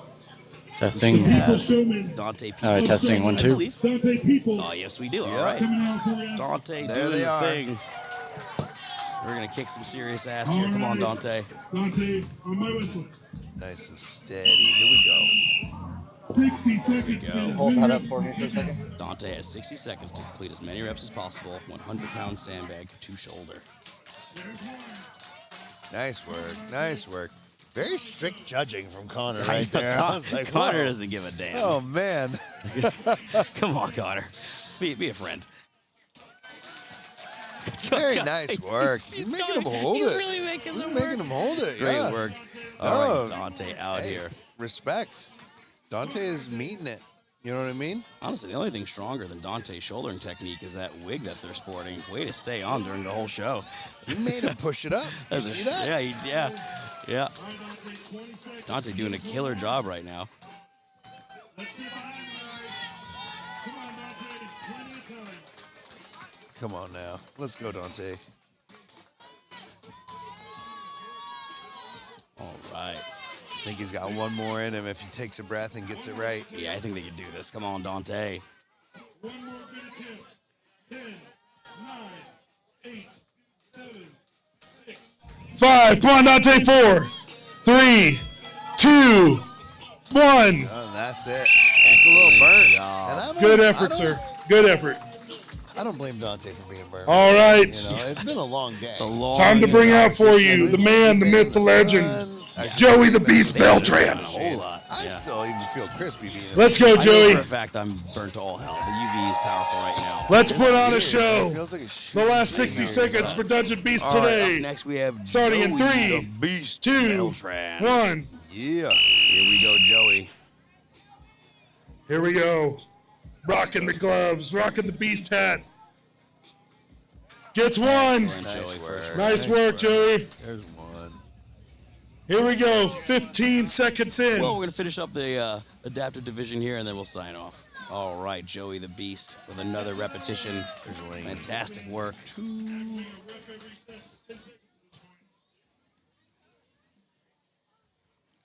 All right, Joey getting another clean rep. 30 seconds remaining. Dungeon Beast putting on the show for this crowd of Marion, The Washington. Beast really demonstrating Nice great work. cardio. It really didn't seem at any point does Joey really get tired. 15 seconds left. Come on, Joey. Nice. One more. Let's hear it. 10 seconds, Joey. Joey nearly there. 9, About 8 seconds Come on. remaining. Come on. 6. I love that he works whistle. Oh, yeah. You know what I'm saying? Joey never stops. He always, until that whistle goes, he That ain't is even right. thinking about, do I have time for another rep? He's just all about the work. Yeah. All right. We are officially done with day 2 of the amateur division here at the Rainier Classic. We're going to quickly sign off, guys. We'll answer some questions later when we get back to the stream. That being said, thank you so much for tuning in. There will be later in the day a new stream for the Pro-Am division. A new stream for the Pro-Am division. We will come back to this stream, however, to watch the award ceremony. So if you want to stay and watch the award ceremony and see where people placed, feel free to stick around right here. Later in the day is a new stream for the Pro-Am division. That'll be in about 45 minutes. Thank you so much for tuning in thus far. My name is Alec Jose. I'm Zach McCarley. See you guys soon.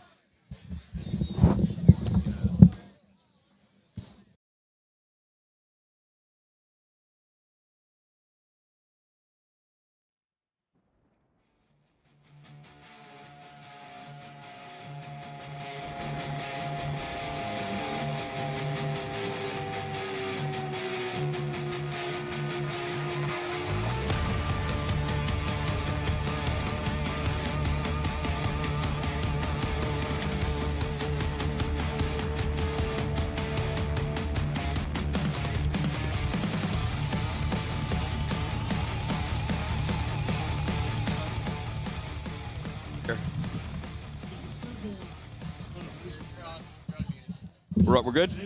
All right. Is his mic off? Okay, so we have a tie-breaking event in the exciting. novice women's division between Rachel Tallman and Diana Estrada. Diana Estrada. They have to carry a sandbag for max distance.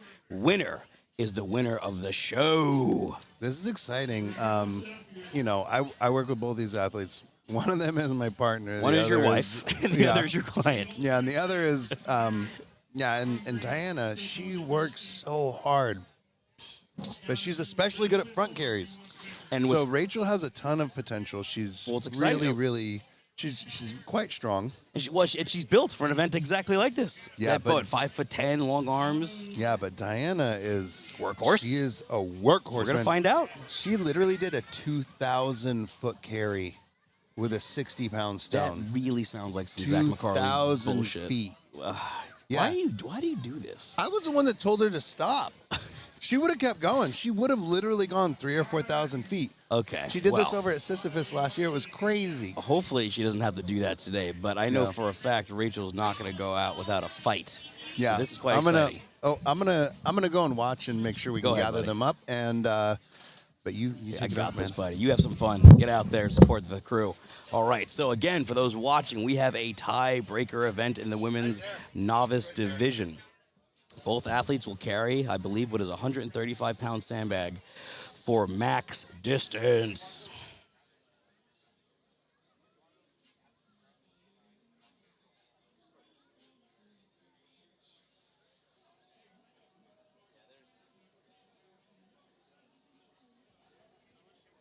Guys, feel free to let us know if how the audio is doing right now. What's that? They were like 3 minutes behind, so they were just getting to it. Oh, okay. All right. Yes, don't worry for those watching. The floor audio is muted right now. But we're going to watch this max distance carry here in just a few moments. So they're going to walk around the arena, Husafel style with the sandbag, apparently.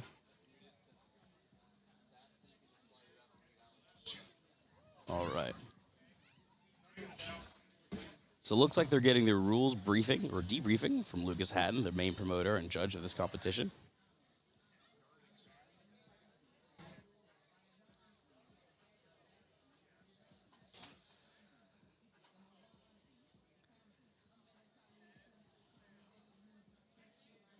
All right.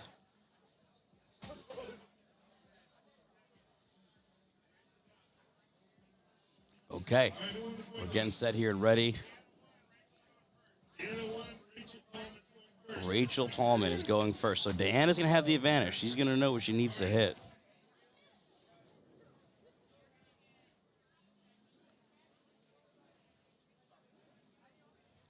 Okay. Rachel's going to go all out here. She has an opportunity for a full send to really, really show her abilities and her training. I'm very excited for this. Let's go. Rachel Tallman. Tiebreaker event has now initiated. Now, what I would encourage Rachel to do in this position is to run as fast as she possibly can. This is not an event where you want maximal time under tension. So going as fast as you can allows you to potentially outrun your lungs and your lactic acid threshold, or really I should say her aerobic energy threshold, because that whole lactic acid thing is actually a farce. Anyway, Rachel, quick adjustment there at the bag. She's nearly around one full length. These athletes have competed all weekend. This is now her 7th event in a 2-day show, out in the sun, out here getting hit by heat. She's doing her best. She's completed over 1 total lap now in this very large arena. She could do this. How far can Rachel Tallman go? So far, she's at a lap and a half minimum. She's doing this. This is pure grit at this point. This is quite literally just how bad does Rachel want it. And she is busting her butt right now. She could do this. Keep going, buddy. Leaning back, earning her fight for this potential first place. This is the doggiest of dog fights I've ever seen for a novice division. This is fantastic. The crowd getting behind her. She's got that suffer face on. Now she's picking up speed, interestingly enough. Can she readjust? She's potentially losing it. She's readjusting. She got her hands in a better spot. She's going for a modified gable grip now on that sandbag. Rachel has no quit in this dog. She could do this. If she keeps her torso upright, oh, and she goes for nearly 3 laps. What an exciting distance for Rachel Tallman. I know that was nothing but pure grit and misery. Way to go. That was outstanding. Regardless of placing, regardless of where that ends up putting her, Rachel should be very proud of the fact that this is, in fact, her first strong woman competition, and she represented herself and her training very well.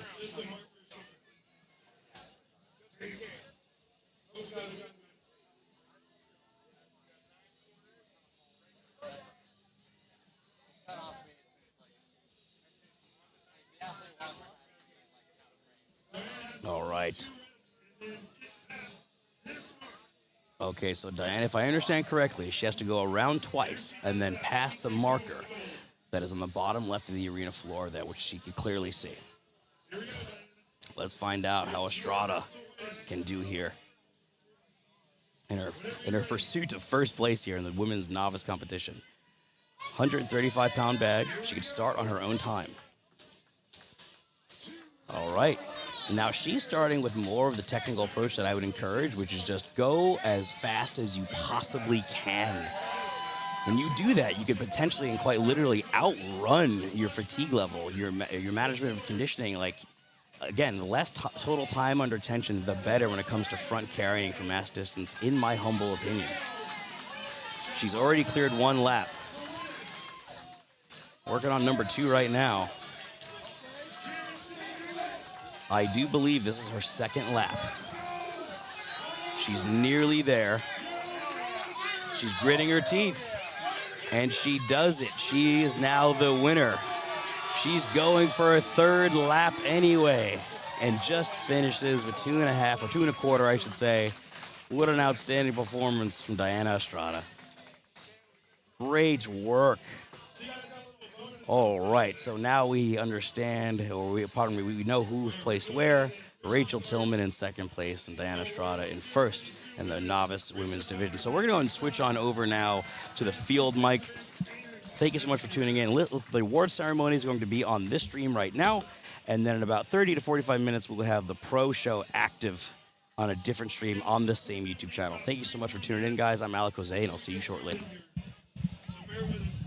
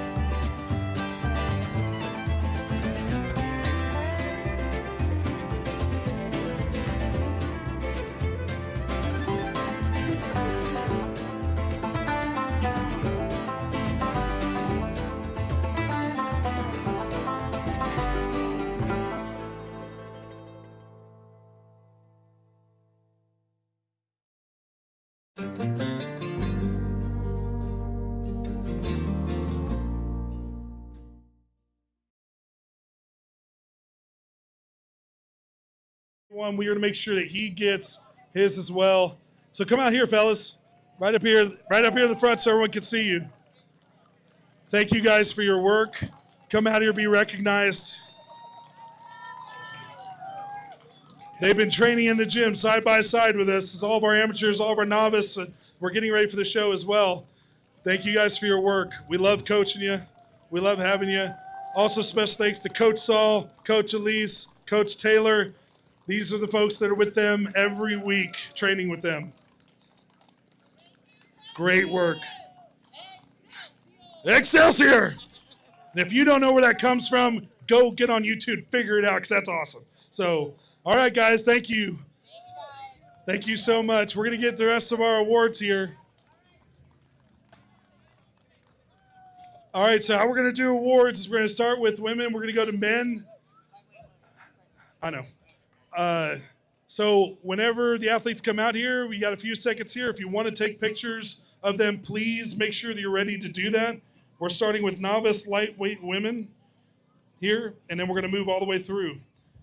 So in second place, out of an epic tiebreaker, we have Rachel Tallman in second place in the novice lightweight women.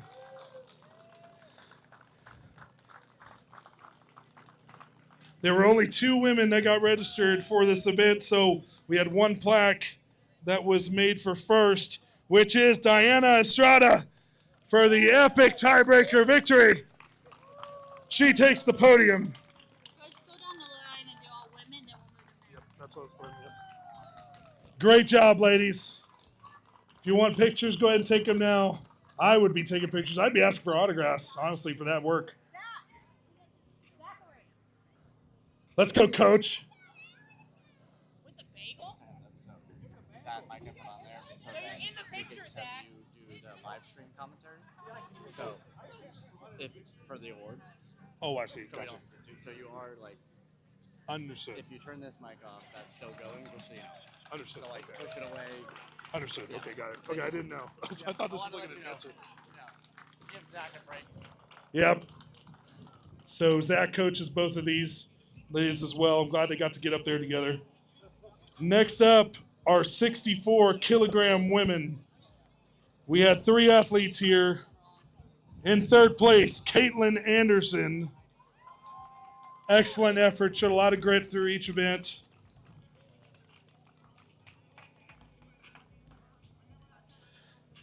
In second place, Zoe Rafter.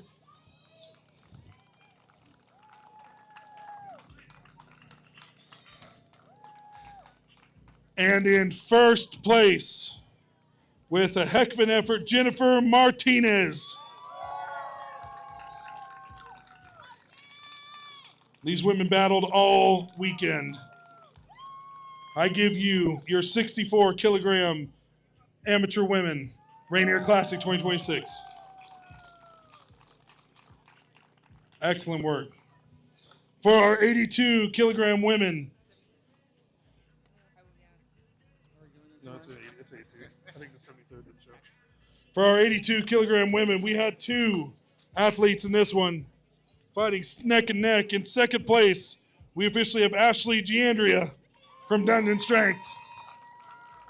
I gotta tell you how much work that she has been putting in over the past few months training for this show. And she's earned every right to be on this podium no matter what. And in first place, we have Maggie Van Gulik. Once again, we had 2 athletes here that showed up. We had 1 plaque made for first. I give you your 82 kilogram women.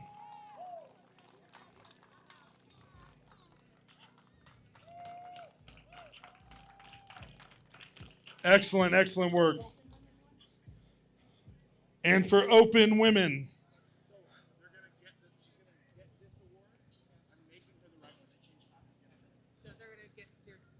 Yeah, that's fine. All right, so 2 women also in the open women. In second place, we have Jennifer Whedon. Jennifer Whedon. What a fight between these 2 all weekend. And in first place, Annalise Coleman.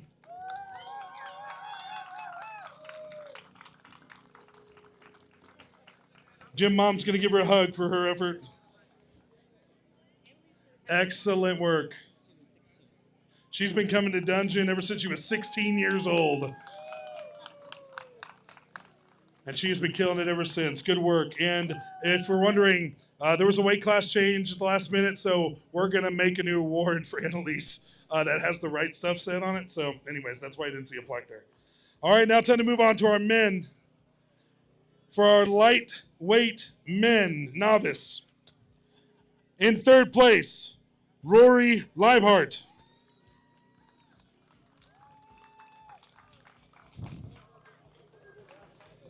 And in second place, William Rothschild. What an effort there at the end from William. Made up a lot of points.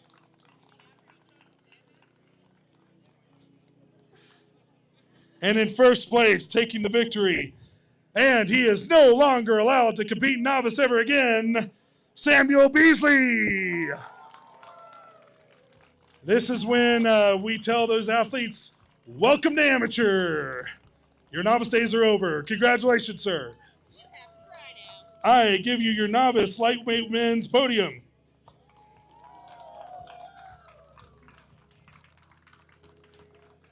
Excellent work, gentlemen. And now for our novice heavyweight men. In third place, we have Wesley Smith. Wesley battled all weekend. Let me tell you something. He might be third on the podium, but his effort was first in our hearts, I'll tell you that much. He always gave it everything he had. In second place, I believe this was decently close, but in second place, we have Steven Schneider.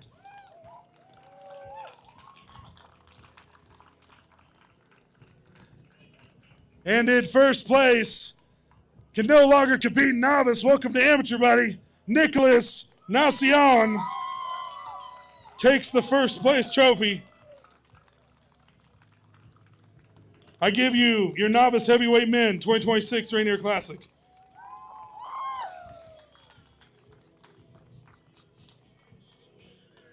All right, thank you. I'm just realizing. Okay, cool. Nope, never mind. Just kidding. I can read. And here we have our Masters men next. In third place, we have Matt Milstead. Matt Milstead.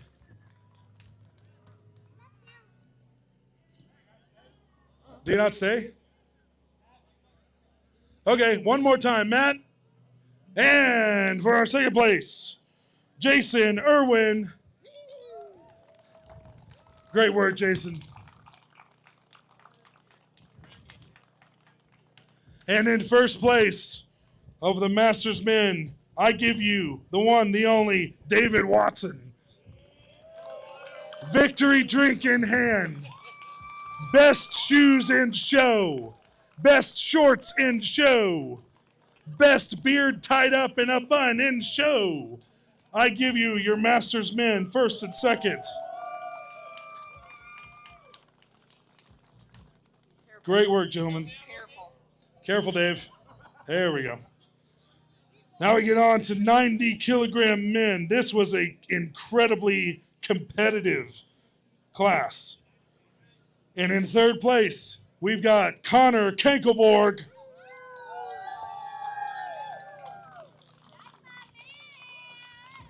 Oh, someone say from the audience, that's my man.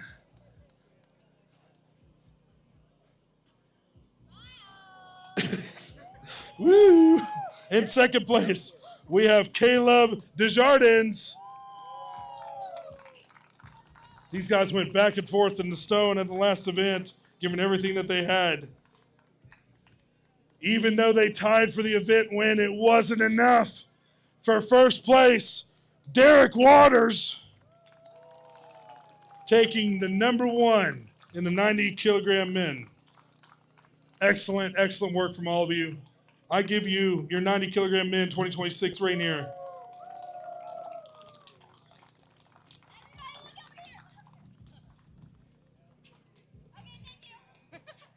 Great work, gentlemen.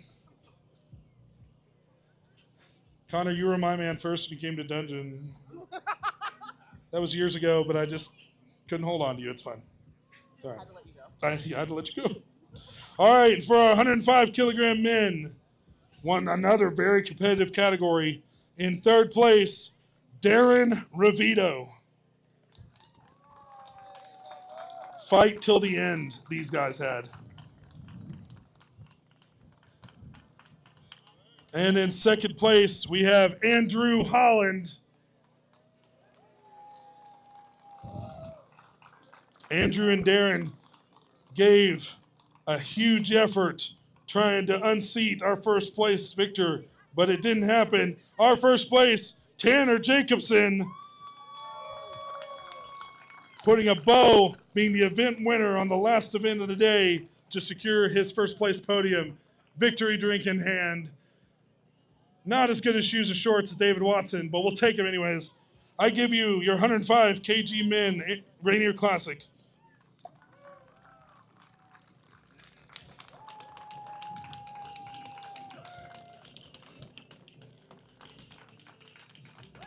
Excellent work, boys.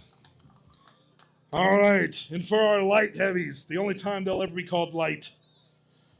Good fight here as well. In third place, Tyson Bennett.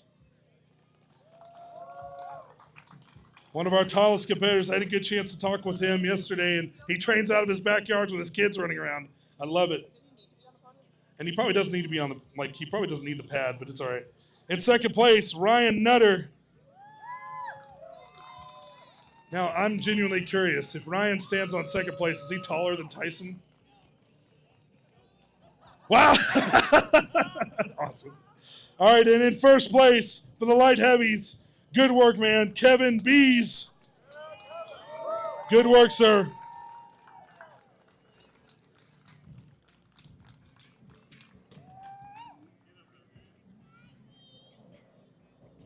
Okay, he's taller than Tyson up there. All right, here we go. There, I give you your 120 kilogram men podium Rainier Classic.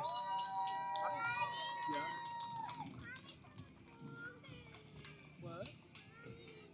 You want me to hold you? We're doing awards right now. Oh, gosh, say. All right, do you want to say time for our open amateur men? That's right. It's time for our open amateur men. Here we go. Let's bring them out. And in third place, hold on. I know you want to talk. In third place, we have Michael Mitchell. Unfortunately, had to pull out of the show, but we love him anyways. Great job, Mike. And in second place, we have Josh Bailey. First amateur podium for this young man.